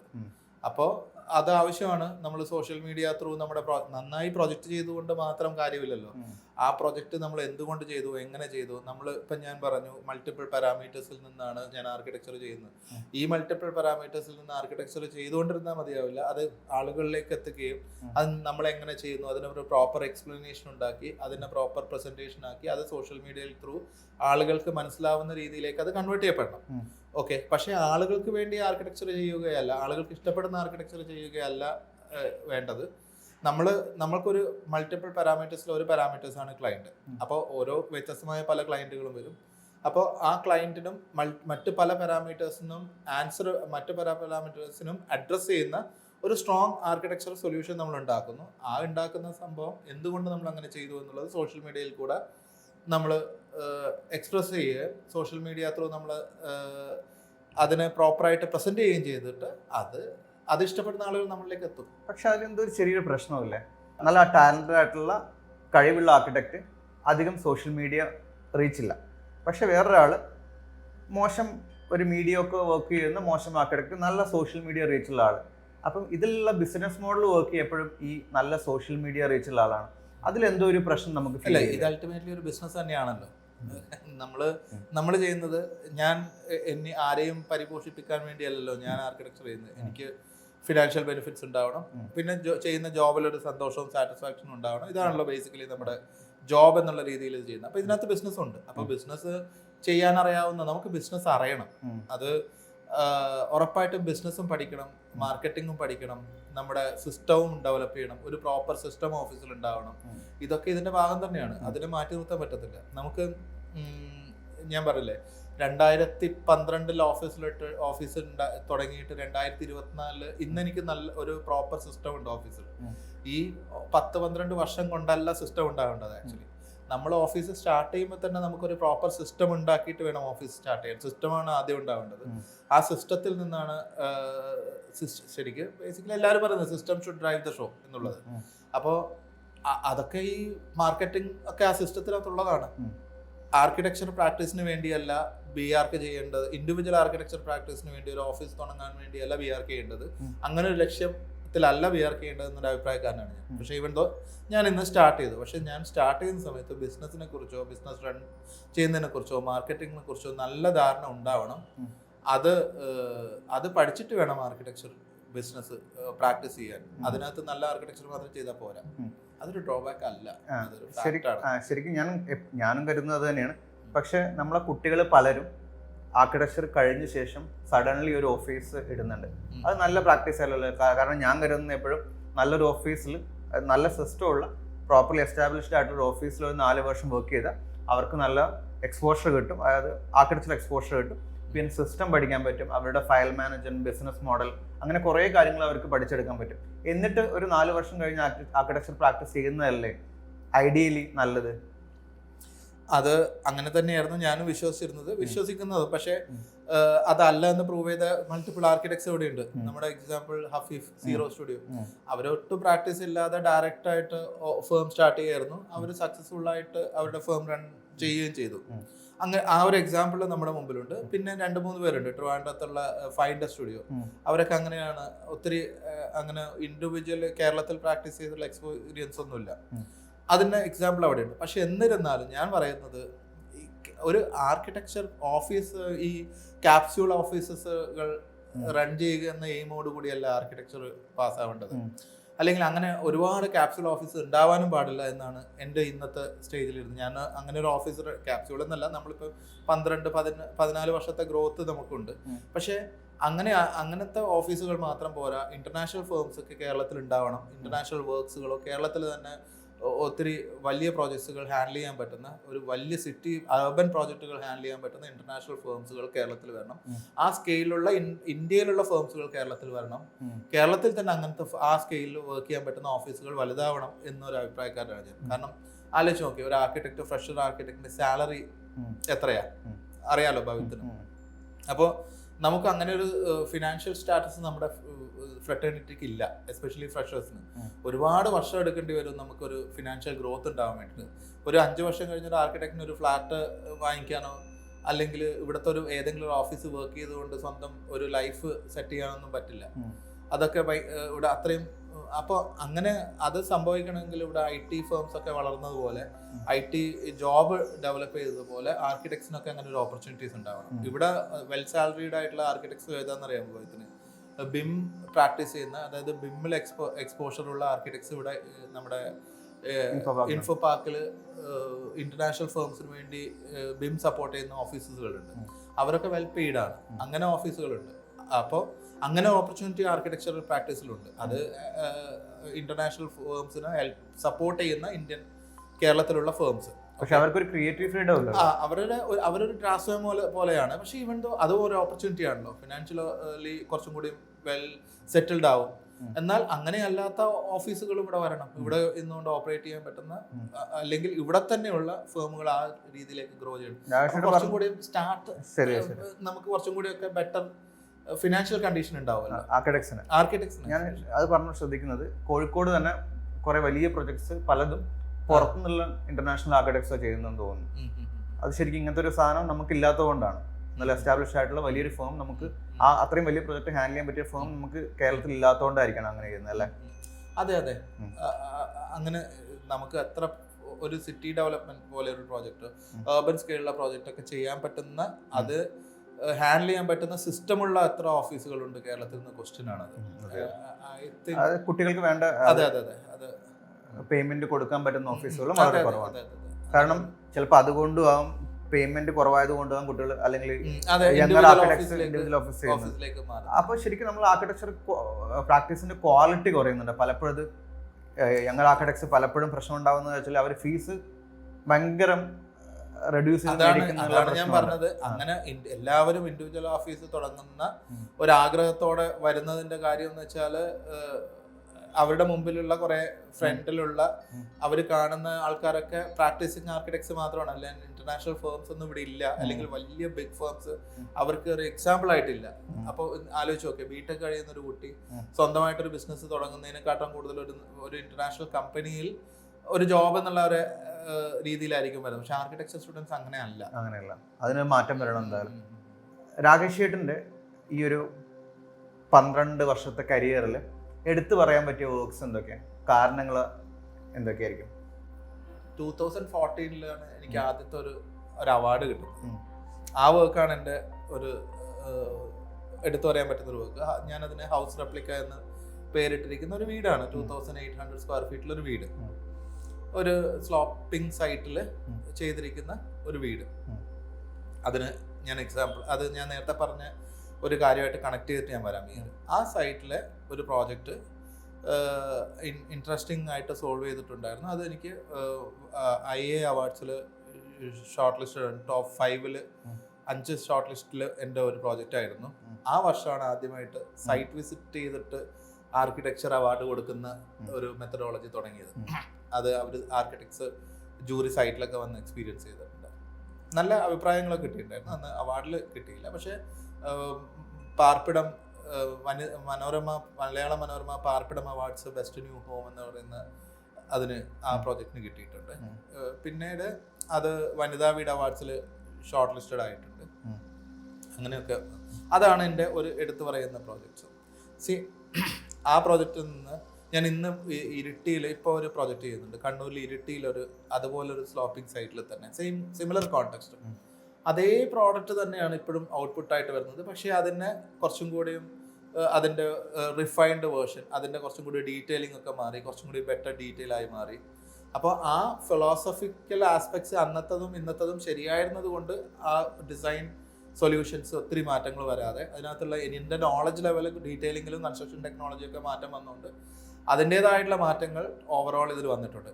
അപ്പോൾ അങ്ങനെ ഒരു പ്രോജക്ട്സ് ചെയ്യുന്നുണ്ട്, ഞാൻ നിനക്ക് കാണിച്ചു തരാം. രാകേഷിന്റെ കുറെ പ്രൊജക്ട്സ് ഉണ്ടെന്ന് പറഞ്ഞാൽ പുറത്തുനിന്നുള്ള ആർക്കിടെക്ട്സ് ക്രിട്ടിസൈസ് ചെയ്യുമ്പോൾ രാകേഷേട്ടൻ ടേക്ക് എന്താണ് അതിൽ? എപ്പോഴും ക്രിറ്റിസിസം ഒക്കെ ചെയ്യുന്ന ഫ്രണ്ട്സ് ഒക്കെ എനിക്കുണ്ട്. നന്നായിട്ട് ഞങ്ങൾ അങ്ങോട്ടും ഇങ്ങോട്ടൊക്കെ ക്രിറ്റിസൈസ് ചെയ്യുക, അത് അയച്ചു കൊടുത്തിട്ട് അഭിപ്രായങ്ങളൊക്കെ കേൾക്കുകയൊക്കെ ചെയ്യാറുണ്ട്.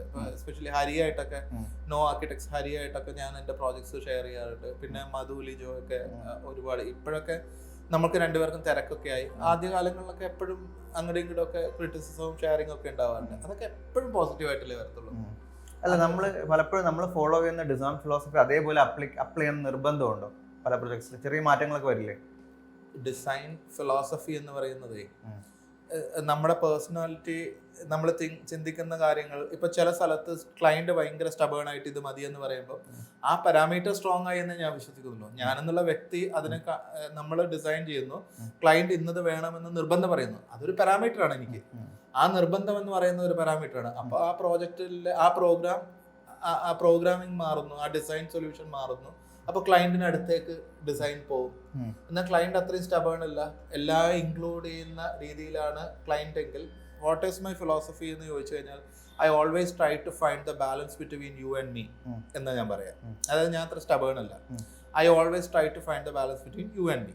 ഇപ്പോൾ ക്ലയന്റ് എന്ന് ഭവിത്ത് ക്ലയന്റ് ആണെങ്കിൽ ഭവിത്ത് ഭയങ്കര സ്റ്റബേൺ ആയിട്ടിരിക്കുമ്പോഴത്തേക്ക് അതിന്റെ ബാലൻസ് ചിലപ്പോൾ ഭവിത്തിനോട് അടുത്തായിരിക്കും. എന്നാൽ ക്ലയന്റിന് ഓരോ ഒപ്പീനിയനും ഇല്ല എങ്കിൽ ആ ബാലൻസ് എൻ്റെ അടുത്തോടായിരിക്കും. ഈക്വൽ ആണെങ്കിൽ ആ ബാലൻസ് സെന്ററിലായിരിക്കും. അങ്ങനെയാണ് സോൾവ് ചെയ്യുന്നത്. അതാണ് ഔട്ട്പുട്ട് വ്യത്യാസം വരിക. നമ്മുടെ ആർക്കിടെക്ചറിനെ കുറിച്ച് നമ്മൾ എഴുതാൻ തുടങ്ങുമ്പോൾ അല്ലെങ്കിൽ ഇങ്ങനെ സംസാരിക്കും, ഇങ്ങനത്തെ ഡിസ്കഷൻസ് ഒക്കെ ഉണ്ടാകുമ്പോഴത്തേക്ക് നമ്മുടെ ആർക്കിടെക്ചറിന് റിഫൈൻഡ് ആവുകയും കുറച്ചും കൂടി ബെറ്റർ ആർക്കിടെക്ചർ, നമ്മളുടെ ആർക്കിടെക്ചറിനെ നമ്മൾ തന്നെ തിരിച്ചറിയുകയും ചെയ്യുന്നുവെന്ന് എനിക്ക് തോന്നാറുണ്ട്. അത് ടീച്ചിങ് എന്നെ ഹെൽപ്പ് ചെയ്യുന്നുണ്ട്. നമ്മൾ ടീച്ച് ചെയ്യുന്ന സമയത്ത് നമ്മൾ കുറേ ഫിലോസഫീസ് ഒക്കെ പറയുകയും ആ പറയുന്ന ഫിലോസഫീസ് നമ്മുടെ ആർക്കിടെക്ചറിലേക്ക് കണക്ട് ആവുകയും നമ്മൾ അപ്പൊ തിരിച്ചറിയും ഇതാണ് നമ്മൾ ചെയ്തുകൊണ്ടിരിക്കുന്നതെന്ന് തിരിച്ചറിയും. അപ്പൊ അത് ഓരോ കോൺവെർസേഷൻ കഴിയുമ്പോഴും ഇവോൾവ് ചെയ്തുകൊണ്ടേയിരിക്കുകയാണ്. അപ്പൊ ഇതുപോലത്തെ കോൺവെർസേഷൻ ഉണ്ടാവണം, അത് എപ്പോഴും സംസാരിക്കണമെന്ന് ഞാൻ സ്ട്രോങ്ലി ബിലീവ് ചെയ്യുന്നുണ്ട്.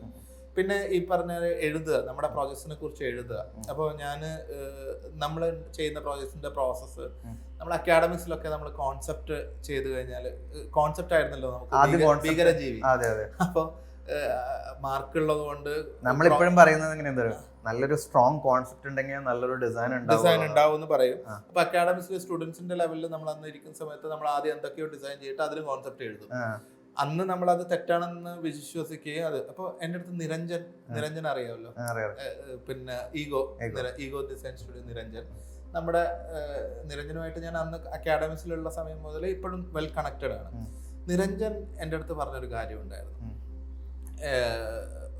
അതായത് നമ്മൾ ചെയ്തിരിക്കുന്ന പ്രോജക്ട്സിനെ കുറിച്ചിട്ട് നമ്മൾ അനലൈസ് ചെയ്ത് നമ്മൾ എഴുതണം. നമ്മൾ പുതിയ കോൺസെപ്റ്റ് ഉണ്ടാക്കിയിട്ട് അതിനെക്കുറിച്ച് നമ്മൾ എഴുതണം. അപ്പോൾ എഴുതുന്ന സമയത്ത് നമ്മൾ ഡിസൈൻ ചെയ്യുന്ന സമയത്ത് ശ്രദ്ധിക്കാത്ത കുറേ കാര്യങ്ങൾ, നമ്മൾ ചെയ്ത സാധനങ്ങൾക്ക് ഒരു മൾട്ടിപ്പിൾ സൊല്യൂഷൻസ് വേറെ ഉണ്ടായിട്ടുണ്ടാവും, വേറൊരു ഡയമെൻഷൻ ചിലപ്പോൾ നമ്മൾ അറിയാതെ സംഭവിച്ചിട്ടുണ്ടാവും. അത് നമ്മൾ എഴുതുക, അതല്ലെങ്കിൽ വേറെ ആരെങ്കിലും കൊണ്ടൊക്കെ എഴുതിപ്പിക്കുക, അവർ അനലൈസ് ചെയ്യുക നമ്മുടെ പ്രോജക്ട്സിനെ. നിരഞ്ജനൊക്കെ എനിക്ക് വേണ്ടി എഴുതി തരാറുണ്ട്. അപ്പോൾ നിരഞ്ജൻ പലപ്പോഴും ഞാൻ കാണാത്ത എൻ്റെ പ്രോജക്ട്സ് നമ്മൾ കാണാത്ത കാര്യങ്ങളൊക്കെ നമ്മുടെ പ്രോജക്റ്റിലൊക്കെ ഐഡന്റിഫൈ ചെയ്ത് എഴുതി തരുകയൊക്കെ ചെയ്തിട്ടുണ്ട്. അപ്പോൾ എഴുതി തരുന്ന സമയത്ത് നമ്മൾ അറിയാതെയാണ് ചെയ്തതെങ്കിലും അത് നമ്മൾ തന്നെ ചെയ്തതാണല്ലോ, അത് നമ്മുടെ ഒരു ഡിസൈൻ ഐഡിയോളജി ആയിട്ട് നമുക്ക് പിന്നീട് ഡെവലപ്പ് ചെയ്യും. അടുത്ത പ്രോജക്റ്റിൽ അത് ഇപ്പം നമ്മൾ അറിയാതെ ചെയ്തെങ്കിൽ അത് നമ്മൾ അറിഞ്ഞുകൊണ്ട് അതേ കാര്യം ആ പ്രോജക്റ്റിൽ ചെയ്യാൻ പറ്റും. അപ്പം നമ്മുടെ പ്രോജക്റ്റിന് നമ്മൾ അറിയുകയാണത്. അപ്പോൾ അങ്ങനെ ഒരു എഴുത്ത് അതിന്റെ പിറകിൽ നടന്നു കഴിഞ്ഞാൽ നല്ലതായിരിക്കും എനിക്ക്. ശരിയാണ്. കാര്യം എന്ന് വെച്ചാൽ നമ്മൾ കാണുന്ന രീതി ബിഫോർ ഡിസൈനിങ് ആൻഡ് കൺസ്ട്രക്ഷൻ കഴിഞ്ഞിട്ട് വീണ്ടും നമ്മൾ അനലൈസ് ചെയ്യുന്ന സമയത്ത് കുറെ മിസ്റ്റേക്സുകൾ ഉണ്ടാവും, കുറെ നമ്മൾ കാണാത്ത കുറെ പോസിറ്റീവ്സ് ചിലപ്പോൾ വന്നിട്ടുണ്ടാവും.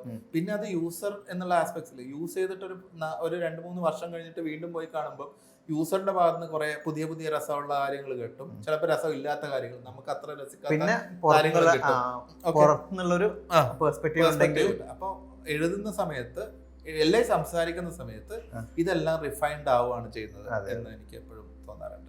അപ്പോൾ രാകേഷ് ചേട്ടാ, നമുക്കൊരു എപ്പിസോഡിൽ ഇങ്ങനെ ഒരു കാര്യം കൂടെ പ്ലാൻ ചെയ്യാം. രാകേഷ് ചേട്ടൻ നല്ലൊരു വർക്ക് നമുക്ക് ഒരുമിച്ച് സൈറ്റിൽ പോയിട്ടൊന്ന് ഉറപ്പായിട്ടും ഒരു വീഡിയോ ടൂർ നടത്തി കഴിഞ്ഞാൽ ഭയങ്കര നല്ലതായിരിക്കും. അതെനിക്ക് ഭയങ്കര സന്തോഷമുള്ള കാര്യം കേട്ടോ ഭവിത്തെ. എന്ന് വെച്ചാൽ എൻ്റെ പ്രോജക്ട്സുകൾ ഇപ്പം ഞാൻ നേരത്തെ രാവിലെ നിന്നെ കാണിച്ച സമയത്ത് ഞാൻ ഭയങ്കര എക്സൈറ്റഡ് ആയിട്ട് 4-5 പ്രോജക്ട്സ് നിന്നെ കാണിച്ചില്ല. അപ്പോൾ ഈ സന്തോഷം വരുമ്പോൾ എക്സൈറ്റ്മെന്റ് ഒക്കെ ഞാൻ എക്സ്പ്രസ് ചെയ്യും. അത് എക്സ്പ്രസ് ചെയ്യുന്ന ഒരാളാണ് ഞാൻ. എനിക്ക് പേഴ്സണലി ഇഷ്ടമാണ് ഈ എൻ്റെ പ്രോജക്ട്സ് മറ്റൊരാൾക്ക് കാണിച്ചു കൊടുക്കുക. അപ്പോൾ ഭവിത്ത് വന്ന് ഓഫ് കോഴ്സ് എനിക്ക് സന്തോഷത്തോടെ ഞാൻ ഈ പ്രോജക്ട്സ് എല്ലാം കാണിച്ചു തരാം. അത് ഭവിത്തിന്റെ ആംഗിൾ എനിക്ക് കിട്ടും. അപ്പോൾ നമുക്ക് അതിൻ്റെ അകത്ത് പോസിറ്റീവ്സും നെഗറ്റീവ്സ്, എന്നോട് നെഗറ്റീവ് പറയാൻ ഭവിത്തിന് മടിയുണ്ടാവില്ല. അപ്പോൾ അതൊക്കെ ആ നമ്മുടെ പ്രോജക്റ്റിനെ മറ്റൊരാൾ കണ്ട് അതിനെ അനലൈസ് ചെയ്യുക, അതിനകത്ത് അതിൻ്റെ നെഗറ്റീവ്സും പോസിറ്റീവ്സും ഒക്കെ ഒരു അനാലിസിസ് നടക്കണം ചെയ്ത പ്രോജക്ട്സിനെ കുറിച്ച്. അത് ഉറപ്പായിട്ടും അത് ചെയ്യണം. ഞാൻ സന്തോഷത്തോടെ നമുക്ക് ചെയ്യാവുന്നതാണ്. ഞാനത് പറയാൻ കാരണം ഞാനിപ്പോൾ നേരത്തെ രാകേഷ് ചേട്ടൻ പ്രൊജക്ട്സ് കാണിച്ചു തന്നപ്പോൾ എനിക്ക് സ്പേസസ് ഒക്കെ ഭയങ്കര ഭംഗിയുള്ളതായിട്ട് തോന്നി. അപ്പം ശരിക്കും ബിൽഡ് ചെയ്ത് കഴിഞ്ഞാൽ ഇങ്ങനെ ഇരിക്കുന്ന എനിക്ക് കാണാൻ ഭയങ്കര ആഗ്രഹമുണ്ട്. ശരിക്കും രാകേഷ് ചേട്ടൻ അങ്ങനെ കാണിക്കുമ്പോൾ എനിക്ക് മൺചിത്രത്താഴില്ല സീൻ ഓർമ്മ വന്നു. ചെലങ്ക അങ്ങനെ കാണിക്കുന്നത്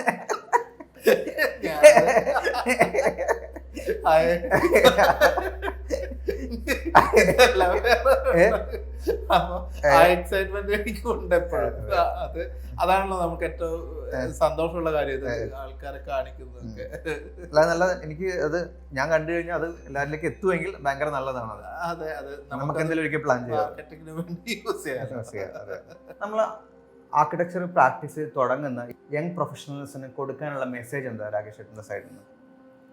അങ്ങനെ ഒരു മെസ്സേജ് കൊടുക്കാൻ മാത്രം ആളാണ് ഞാനൊന്നോ അല്ലെ ആരെങ്കിലും ഒന്നും ഞാൻ വിശ്വസിക്കുന്നു. ഞാൻ പറയുന്നത് എനിക്ക് എൻ്റെ എക്സ്പീരിയൻസ് ഷെയർ ചെയ്യാം. ആ എക്സ്പീരിയൻസിൽ നിന്ന് അവർക്ക് എടുക്കാവുന്നത് എടുക്കാം. അവരെന്ന് പറയുന്ന ആരായിരുന്നു, ഇപ്പം യങ് പ്രാക്ടീസിന് നമ്മൾക്ക് തിരിച്ച് അവരുടെ എക്സ്പീരിയൻസോ അവരുടെ അഭിപ്രായങ്ങളോ അല്ലെ അവരുടെ ഒരു ഐഡിയോളജി നമുക്ക് ഷെയർ ചെയ്ത് അതിൽ നിന്ന് എടുക്കാവുന്ന കുറേ കാര്യങ്ങൾ നമുക്കും കാണും. അപ്പോൾ ഒരു ഷെയറിങ് ആണല്ലോ ഇത്, അങ്ങോട്ടും ഇങ്ങോട്ടും. അപ്പോൾ അത് യങ് ആയതുകൊണ്ട് കൂടുതൽ അറിയില്ല എന്നോ ഞങ്ങൾക്ക് കൂടുതൽ പറയാനുള്ള അവകാശം ഉണ്ടെന്നൊന്നും ഇവിടെയില്ല ആക്ച്വലി. പിന്നെ എൻ്റെ കയ്യിൽ കുറച്ച് എക്സ്പീരിയൻസ്, ഒരു 15 years of practice, individual practice എന്നുള്ള എക്സ്പീരിയൻസ് ഷെയർ ചെയ്യും. അവർക്ക് ആരായിരുന്നാലും അത് എടുക്കാം, അല്ലാത്തവർക്ക് അതിനെക്കാട്ടും നന്നായിട്ട് ചിലപ്പോൾ ചെയ്യാൻ പറ്റുന്ന പുതിയ യങ് പ്രാക്ടീസ് ഉണ്ടാവും. അപ്പോൾ ക്വസ്റ്റ്യൻ അൾട്ടിമേറ്റ്ലി എന്ത് എന്നുള്ളതല്ലേ, ഉപദേശമല്ല എനിക്ക് എന്ത് പറയാനുണ്ടെന്നുള്ളത്. അപ്പോൾ ഞാൻ നേരത്തെ പറഞ്ഞില്ലേ, എല്ലാവരും ഇൻഡിവിജ്വൽ ഓഫീസ് എന്നുള്ള കോൺസെപ്റ്റിൽ വളരണമെന്ന് ചിന്തിക്കാതിരിക്കുന്നത് നല്ലതാണ്. കുറച്ചും കൂടിയൊക്കെ ബെറ്റർ ഫേം, ഇൻഡിവിജ്വൽ കുറച്ചും കൂടി എസ്റ്റാബ്ലിഷ്ഡ് ആയിട്ടുള്ള വലിയ ഫേംസുകൾ വർക്ക് ചെയ്യും, കൂടുതൽ എക്സ്പോഷർ ഉണ്ടാക്കുകയും ടെക്നോളജി മനസ്സിലാക്കുകയും. അല്ലെങ്കിൽ നമ്മൾ ഇൻഡിവിജ്വൽ ഓഫീസ് എന്ന് പറഞ്ഞാൽ നമ്മൾക്ക് എല്ലാവരും ഒരുപോലെ ആയി മാറിക്കൊണ്ടിരിക്കും. ഇപ്പം എല്ലാവരും ഒരുപോലെ, ഞാനായിരുന്നാലും ഭവിത്തായിരുന്നാലും വേറൊരാളായിരുന്നാലും ഒരു പരിധിക്ക് അപ്പുറത്തേക്ക് നമുക്ക് ഗ്രോ ചെയ്യാൻ പറ്റില്ല. അപ്പോൾ ഒരു നല്ല ഒത്തിരി എക്സ്പോഷർ കിട്ടുന്ന മറ്റൊരു ഓഫീസിൽ വന്നിട്ട് കേരളത്തിൽ വീണ്ടും അവർ ശരിക്കും പ്രാക്ടീസ് ചെയ്യുകയാണെങ്കിൽ അപ്പോൾ അതും നമുക്ക് പഠിക്കാനുള്ളതാണ്. ഓക്കെ, ഞാനിനിയിപ്പോൾ ഇനി മറ്റൊരു ഓഫീസിൽ പോയി വർക്ക് ചെയ്യുന്നതിനെ കുറിച്ച് ചിന്തിക്കാൻ എനിക്ക് പറ്റത്തില്ലല്ലോ. നമ്മൾ ഒരു എസ്റ്റാബ്ലിഷ്ഡ് ആയിക്കൊണ്ടിരിക്കുന്ന ഒരു ഫേമാണല്ലോ. അപ്പോൾ പിന്നെന്ന് വെച്ചാൽ പിന്നെ എനിക്ക് ഞാൻ ഉദ്ദേശിക്കുന്ന കാര്യം എന്ന് വെച്ചാൽ കുറച്ചും കൂടെ പ്രിസൈസ് ആക്കാം. എപ്പോഴാണ് അവരൊരു രാകേഷിന്റെ ആൻസറിൽ ഞാൻ ചോദിച്ചാൽ ഉത്തരം ഉണ്ട് എങ്കിൽ ഞാൻ രണ്ടാമതും കൂടെ ചോദിക്കാം. ഒരു ഓഫീസിൽ വർക്ക് ചെയ്തുകൊണ്ടിരിക്കുന്ന ഒരു യങ് പ്രൊഫഷണൽ എപ്പോഴാണ് ശരിക്കും ഒരു ഓഫീസ് തുടങ്ങേണ്ടത്? അതിന്റെ ആൻസറാണ് ഞാൻ പറഞ്ഞത്. എല്ലാവരും അങ്ങനെ ഓഫീസ് തുടങ്ങുന്നതിനെ കുറിച്ച് എന്തിനാണ് ആലോചിക്കുന്നത്? അത് സ്വന്തമായിട്ട് ഐഡന്റിറ്റി ഉണ്ടാക്കണം എന്നുള്ളൊരു അങ്ങനെ ഐഡന്റിറ്റി സ്വന്തമായിട്ട് വർക്ക് ചെയ്താൽ മാത്രമല്ല ഉണ്ടാവുക, നല്ലൊരു ഫേംസിനകത്ത് ഒരു കൊളാബറേറ്റ് ചെയ്താലും ഐഡന്റിറ്റി ഒക്കെ ഉണ്ടാവും എന്ന് എനിക്ക് തോന്നുന്നു. പക്ഷെ നമ്മുടെ മുമ്പിൽ അന്ന് ഇത് പറഞ്ഞു തരാൻ ആരും ഉണ്ടായിരുന്നില്ല. പക്ഷെ ഇന്ന് എനിക്ക് തോന്നുന്നതാണ് കേട്ടോ, ഇത് ഉപദേശമല്ല, എൻ്റെ ഒരു എക്സ്പീരിയൻസ് ആണ് പറയുന്നത്. ആർക്കിടെക്ചർ പ്രാക്ടീസ് ചെയ്ത് സക്സസ്ഫുൾ ആയിട്ട് ഒരു ഓഫീസ് റൺ ചെയ്യുന്നത് ഒത്തിരി ലോങ് റണ്ണാണത്. അത് അത്ര എളുപ്പമുള്ള കാര്യമൊന്നും അല്ല. ഭയങ്കര ഒത്തിരി ഹാർഡ് വർക്ക്. ശരിക്കും കുറവ് തന്നെയാണ് അല്ലേ സക്സസ് എന്ത് എന്നുള്ളൊരു ക്വസ്റ്റ്യൻ അതിനകത്തുണ്ട്. സക്സസ് പേഴ്സൻ്റെ ഇപ്പം ഞാൻ സക്സസ് ആണോ അല്ലയോ എന്ന് തീരുമാനിക്കുന്ന എൻ്റെ ഫിനാൻഷ്യൽ ബാക്ക്ഗ്രൗണ്ട് ആണോ അതോ എൻ്റെ ഞാൻ ചെയ്ത ആർക്കിടെക്ചർ ആണോ അതെൻ്റെ സാറ്റിസ്ഫാക്ഷൻ ആണോ എന്നുള്ളൊരു ക്വസ്റ്റ്യൻ ഉണ്ട്. അത് ഞാൻ തീരുമാനിക്കുന്നിടത്തായിരിക്കുന്നു സക്സസ് എന്ന് പറയുന്നത്. നമ്മൾ രണ്ടുപേരും അക്കാഡമിക്സിൽ ഉള്ളത് കൊണ്ട് ഞാൻ ചോദിക്കുകയാണ്, ഇപ്പം നമ്മളുടെ കുട്ടികൾ അല്ലെങ്കിൽ ഇപ്പോൾ 4th ഇയറിലോ 5th ഇയറിലോ കുട്ടികൾ ചെയ്യുന്ന വർക്ക് ഭയങ്കര ഡിജിറ്റലായി മാറിക്കൊണ്ടിരിക്കുകയാണ്. അത് സോഫ്റ്റ്വെയർസ് ആണെങ്കിലും അവർ ഉപയോഗിക്കുന്ന ടെക്നോളജി ആണെങ്കിലും കുറച്ചും കൂടെ അപ്ഡേറ്റഡ് ആണ്. പലപ്പോഴും മറന്നു പോകുന്ന കാര്യം എന്ന് വെച്ചാൽ ഞാനൊക്കെ പഠിച്ച അല്ലെങ്കിൽ ആകർഷണൊക്കെ പഠിച്ചിരുന്ന കാലഘട്ടത്തിൽ നമുക്ക് എപ്പോഴും ഒരു 3rd ഇയർ വരെയെങ്കിലും ഹാൻഡ് റൂൺ ആയിട്ട് ഷീറ്റ്സ് പ്രസന്റ് ചെയ്യണം, വരയ്ക്കണമായിരുന്നു. ഇപ്പം അത് പതിയെ മാറിക്കൊണ്ടിരിക്കുകയാണ്. അത് നല്ലൊരു അപ്രോച്ചാണോ അല്ലയോ? അങ്ങനെ ഒന്ന് കുട്ടികളെന്ന് പറയാറായോ എന്നൊരു സംശയം എനിക്കുണ്ട്. നമ്മൾ ആ സ്റ്റേജിലൊക്കെ നമ്മളായോ? അവരുടെ സ്റ്റുഡൻസിനെ അങ്ങനെ അഡ്രസ്സ് ചെയ്തിട്ട് നമ്മൾ ഉപദേശിക്കാൻ മാത്രമുള്ള ഒരു സ്പേസിലാണോ നമ്മൾ ഇരിക്കുന്നത്? അല്ല എന്നാണ് ഞാൻ വിശ്വസിക്കുന്നത്. പിന്നെ എന്ന് വെച്ചാൽ ഇപ്പോഴത്തെ കുട്ടികൾക്ക് അല്ലെങ്കിൽ സ്റ്റുഡൻസിന് ഞാൻ കുട്ടികൾ തന്നെ പറഞ്ഞത് ഈ സ്റ്റുഡൻസിന് ക്രിയേറ്റിവിറ്റി കുറവാണെന്നും നമ്മുടെ കാലഘട്ടത്തിലെ ക്രിയേറ്റിവിറ്റി കൂടുതലാണെന്നും അങ്ങനെയൊന്നും ഉണ്ടെന്ന് ഞാൻ വിശ്വസിക്കുന്നില്ല, കൂടിയെങ്കിലേ ഉള്ളൂ. ഓക്കെ, അപ്പോൾ ഒന്ന് ഞാൻ നോട്ടീസ് ചെയ്തതെന്ന് വെച്ചാൽ ക്രിയേറ്റിവിറ്റിയുടെ മെത്തഡോളജി മാറിയിട്ടുണ്ട്. ഇപ്പം ഫോർ എക്സാമ്പിൾ നമുക്ക് സോഫ്റ്റ്വെയർസ് അത്ര അങ്ങനെ ഒരു അക്കാഡമിക്സിലൊന്നും ഒത്തിരി യൂസ് ചെയ്തില്ലാത്തതുകൊണ്ടും നമ്മൾ ചിന്തിച്ച ശേഷം അതിനെ ഗ്രാഫിക്കലി റെപ്രസെന്റ് ചെയ്യുകയും അതിനൊരു പ്രോഡക്റ്റ് ആക്കി മോഡലിൽ കൂടെ ഒക്കെ എക്സ്പ്രസ് ചെയ്യുക ചെയ്തിരുന്നത്. അപ്പൊ നമ്മുടെ ചിന്തയിലാണ് മൊത്തത്തിൽ പ്രോഡക്റ്റ് ഉണ്ടായിക്കൊണ്ടിരുന്നത്. അപ്പോൾ ഇന്നത്തെ സ്റ്റുഡൻസ് അവർ ചിന്തിക്കുന്നതിന് മുമ്പേ അവർ മോഡൽ ഉണ്ടാക്കുകയോ അല്ലെങ്കിൽ അതിൻ്റെ ഒരു ഫോം ക്രിയേറ്റ് ചെയ്യുകയോ ആ ഫോമിൽ നിന്നാണ് അവർ ലേൺ ചെയ്തിട്ട് വീണ്ടും അതിനെ റിഫൈൻ ചെയ്യാൻ ശ്രമിക്കുന്നത്. അതിന് അവരുടെ തിങ്ക് ചെയ്യാനുള്ള കഴിവ് കുറയുന്നുണ്ടോ എന്ന് ചോദിച്ചാൽ ചിലപ്പോൾ മേ ബി അവർക്ക് ഒരു സെക്ഷൻ, അതായത് ഒരു പ്രോജക്റ്റിന് സെക്ഷൻ വരയ്ക്കാൻ പറഞ്ഞാൽ അവർ ആദ്യം അതിന് 3D ഡെവലപ്പ് ചെയ്ത ശേഷമേ അവർക്ക് സെക്ഷനിലേക്ക് എത്താൻ പറ്റുന്നുള്ളൂ എന്ന് ഞാൻ നോട്ടീസ് ചെയ്തിട്ടുണ്ട്. പക്ഷെ അവർ നമ്മളും സെക്ഷനിലേക്ക് വരയ്ക്കുന്ന അതേ സമയം കൊണ്ട് തന്നെ പക്ഷെ അവർ സെക്ഷൻ വരയ്ക്കും. കാരണം അവർ വളരെ പെട്ടെന്ന് മോഡൽ ഉണ്ടാക്കും. ആ മോഡലിൽ നിന്ന് അവർ തിരിച്ച് റിവേഴ്സ് പ്രോസസ്സിൽ കൂടെ തിരിച്ചറിഞ്ഞ് സെക്ഷൻ അനലൈസ് ചെയ്തിട്ടൊക്കെ വർക്ക് ചെയ്യും. ഞാൻ വിശ്വസിക്കുന്നത് ഈ സോഫ്റ്റ്വെയർസ് എന്ന് പറയുന്നത് നമ്മൾ കൺസിഡർ ചെയ്യുന്ന ഈ മൾട്ടിപ്പിൾ പാരാമീറ്റേഴ്സിൽ ഒരു പാരാമീറ്റർ, അതും നമ്മുടെ ഡിസൈനിനെ എവല്യൂഷന് ഹെൽപ്പ് ചെയ്യുമെന്നും അതൊരു സ്ട്രോങ് പാരാമീറ്റർ ആവുന്നു എങ്കിൽ പോലും അത് ഈ മൾട്ടിപ്പിൾ പാരാമീറ്റേഴ്സിൽ ഒന്നായി മാത്രം നിൽക്കണമെന്നാണ് എൻ്റെ ഒരു അഭിപ്രായം. എന്ന് വെച്ചാൽ അതിനെ മാത്രം ഡിപ്പെൻഡ് ചെയ്ത് ഡിസൈൻ ഡെവലപ്പ് ചെയ്യാൻ നിൽക്കുമ്പോഴത്തേക്ക് അവരുടെ ഇമാജിനേഷൻ കുറച്ച് കുറയുന്നതായിട്ട് എൻ്റെ ഒരു തോന്നലാണ്. അപ്പോൾ അവർ കുറച്ചും കൂടി at least second year third year ഒക്കെ ഒത്തിരി പേപ്പറിൽ വർക്ക് ചെയ്യും, പേപ്പറിൽ സ്കെച്ചസ് ഉണ്ടാക്കുകയും സെക്ഷൻസ് വരയ്ക്കുകയും ചെയ്യണമെന്ന് ഞാൻ പഠിപ്പിക്കുന്ന സ്റ്റുഡൻസിന് ഞാൻ അങ്ങനെ ഒരു അപ്രോച്ചാണ് എപ്പോഴും ചെയ്യാറുള്ളത്. രാജേഷേട്ടൻ, അപ്പം ഇനി ആർക്കിടെക്ട് എന്ന പ്രൊഫഷന് സ്കോപ്പ് എങ്ങനെയാണ് കാണുന്നത്? കാരണം ഇപ്പോൾ പലർക്കും ഉണ്ടാകുന്ന ഒരു ക്വസ്റ്റ്യൻ ആണ്. ഇപ്പോൾ പലപ്പോഴും ആർക്കിടെക്ചർ എഡ്യൂക്കേഷൻ പതിയെ കേരളത്തിൽ പുറകോട്ട് പോയിക്കൊണ്ടിരിക്കുകയാണ്. ഇപ്പം കുറേ അക്കൗണ്ടിങ് കോഴ്സുകൾ, അങ്ങനത്തെ കുറേ കോഴ്സുകൾ പതിയെ കയറിക്കൊണ്ടിരിക്കുകയാണ്. അത് ഇനി അപ്പം ആർക്കിടെക്ചർ കോഴ്സിന് ഒരു സ്കോപ്പ് ഉണ്ടോ ഇല്ലയോ രാജേഷേട്ടൻ്റെ അഭിപ്രായത്തിൽ? ആർക്കിടെക്ചർ എന്നും ഉണ്ടാവും. കാര്യം വേറെ രീതിയിലായിരിക്കും ഡിസൈൻ മെത്തഡോളജി മാറും. ഞാനിപ്പോൾ പറഞ്ഞതുപോലെ തന്നെ നമ്മൾ ചെയ്യുന്ന പാരാമീറ്റേഴ്സിൻ്റെ അകത്ത് വേറെ പാരാമീറ്റർ സോഫ്റ്റ്വെയറോ അല്ലെങ്കിൽ AI ടൂളോ ഒക്കെ കയറി വരും. അതിൽ നിന്നൊക്കെ ഡിസൈൻ സൊല്യൂഷൻസും ഡിസൈൻ ചെയ്യുന്ന രീതിയും സ്പീഡും ഒക്കെ മാറുമായിരിക്കും. പക്ഷെ അപ്പോഴും നമുക്ക് റിക്വയർമെന്റ്സ് എപ്പോഴും വേണമല്ലോ. ബിൽഡിംഗ് റിക്വയർമെന്റ്സ് എന്നും ഉണ്ട്. അപ്പോൾ ആർക്കിടെക്ചറിന് എന്നും റെലവൻസ് ഉണ്ട് എന്നാണ് എനിക്ക് തോന്നുന്നത്. ഞാൻ ഈ കോഴ്സിനെ പറ്റി ചോദിച്ചത്, ഇനി പുതിയ അഡ്മിഷൻ എടുക്കുന്ന കുട്ടികളുടെ കാര്യം. ഇത് താല്പര്യമുള്ളവർ ആർക്കിടെക്ചറിന് വരിക. വെറുതെ ഒരു കോഴ്സ് ചെയ്യാൻ വേണ്ടിയിട്ട് എന്തെങ്കിലും പഠിക്കണല്ലോ എന്നുള്ള രീതിയിൽ വരുമ്പോഴാണല്ലോ ഈ പ്രശ്നം വരുന്നത്. അല്ല, നമ്മളിപ്പോ രാകേഷേട്ടൻ തന്നെ പറഞ്ഞു, അന്നത്തെ കാലഘട്ടമല്ല ഇത്. അന്ന് എക്സ്പോഷർ നമുക്ക് ഇത്രയും എക്സ്പോഷർ ഇല്ല. ഇപ്പൊ എല്ലാവർക്കും ആർക്കിടെക്ചറിനെ കുറിച്ചൊക്കെ അറിയാം. ഏത് കോഴ്സിനായാലും നമ്മുടെ നാട്ടിൽ അവൈലബിൾ ആയിട്ടുള്ള കോഴ്സൊക്കെ എല്ലാവർക്കും അറിയാം. ഒരു ഫെമിലാരിറ്റി എല്ലാവർക്കും ഉണ്ട്. അത് മനസ്സിലാക്കിയിട്ടാണ് കോഴ്സിന് ജോയിൻ ചെയ്യുന്നത്. അതിനെക്കുറിച്ച് അഭിപ്രായം പറയാൻ മാത്രമുള്ള ഒരു ആളൊന്നും നമുക്ക് സ്വന്തം അഭിപ്രായം എപ്പോഴും പറയാം. അതെ. അല്ല, അതൊരു ഒരു പബ്ലിക്കില് ഒരു ഉപദേശമായിട്ട് പറയാൻ പറ്റുന്ന അങ്ങനെ ഒരാളൊന്നും. നമ്മളെ ചിന്തകള് കേൾവിക്കാരിലേക്ക് അല്ലെങ്കിൽ കാഴ്ചക്കാരിലേക്ക് എത്തിക്കുക എന്നുള്ളതാണ് നമ്മൾ ഈ ഒരു പോഡ്കാസ്റ്റിന്റെ ഉദ്ദേശം തന്നെ. അപ്പം ഇത്രയും നേരം എന്നോട് സംസാരിച്ചതിന് വളരെ നന്ദി. ഞാൻ രാകേഷ് ചേട്ടനെ സെലക്ട് ചെയ്യാൻ കാരണം, ഒന്ന് രാകേഷ് ചേട്ടൻ്റെ സീനിയർ ആയിരുന്നു, അപ്പം എന്നെ അറിയാം. അപ്പം എനിക്ക് ഭയങ്കര ഈസി ആയിട്ട് കംഫർട്ടബിളി രാകേഷ് ചേട്ടൻ സംസാരിക്കാം. രണ്ട്, രാകേഷ് ചേട്ടൻ്റെ വർക്ക്സ് എനിക്ക് ഭയങ്കര ഇഷ്ടപ്പെട്ട വർക്ക്സുകളാണ്. ഞാൻ പൊതുവെ രാകേഷ് ചേട്ടനെ സോഷ്യൽ മീഡിയയിൽ ഫോളോ ചെയ്യാറുണ്ട്. ഇനിയും നമ്മൾ ഇങ്ങനത്തെ എപ്പിസോഡ്സ് ഈ ഒരു സീരീസിൽ ഇങ്ങനെ ചെയ്തുകൊണ്ടേയിരിക്കും. ഞങ്ങൾ പല ആർക്കിടെക്ട്സിനെ മീറ്റ് ചെയ്തുകൊണ്ടേയിരിക്കും. അപ്പോൾ നിങ്ങൾ ഈ ചാനൽ ഫോളോ ചെയ്യാം, സബ്സ്ക്രൈബ് ചെയ്യാം. ഇനിയിപ്പോൾ രാകേഷ് ചേട്ടൻ എന്ന് പറയാനുള്ളത്? ഇല്ല, thank you for selecting me. അതായത് വർഷങ്ങളായിട്ടുള്ള പരിചയം ഉണ്ടല്ലോ. അപ്പൊ ഈ സംസാരിക്കുന്നത് ഇങ്ങനെ ക്യാമറ ഉണ്ടെന്നൊക്കെ ഞാൻ മറന്നുപോയി. നമ്മളിങ്ങനെ ഒരു ശരിക്കും രാകേഷ് ചേട്ടാ, ഞാനിപ്പോ നമ്മളിങ്ങനെ ഒരു രാവിലെ 10 മണിക്ക് ഇരിക്കാൻ തുടങ്ങി. ഓക്കെ, ഇതിപ്പോ 2:30. അപ്പൊ ഇത്രയും നേരം നമ്മൾ ചിലപ്പോ കോളേജിൽ പോലും ഇത്രയും നേരം ഒരുമിച്ച് സംസാരിച്ചിട്ടുണ്ടാവില്ല. എന്തൊക്കെയോ പൊളിറ്റിക്സും ഒക്കെ സംസാരിച്ചു പക്ഷെ നമ്മൾ കോളേജിലൊക്കെ ഒത്തിരി സംസാരിക്കാറുണ്ട്. എന്ന് വെച്ചാൽ ആലോചിച്ച് നോക്കി, നമ്മള് ഗ്രൗണ്ടിന്റെ അവിടെയൊക്കെ ഇരുന്നിട്ട് അല്ലെങ്കിൽ ആർക്കിടെക്ചർ ഡിസ്കഷൻ ആയാലും ശരി, സിനിമ ഡിസ്കഷൻ ആയാലും ശരി, പൊളിറ്റിക്സ് അന്ന് ഇത്രയും ചൂടില്ല. അപ്പൊ അതങ്ങനെ സംസാരിക്കാറില്ല. പക്ഷെ നമ്മൾ എല്ലാവരും സംസാരിക്കാറുണ്ടായിരുന്നു കുറെയൊക്കെ. അല്ല, ഞാൻ പറഞ്ഞു ഇപ്പൊ നമ്മൾ രണ്ടുപേരും മാത്രമേ ഉള്ളൂ 1-on-1. 10 അത് 4.5 മണിക്കൂറായി.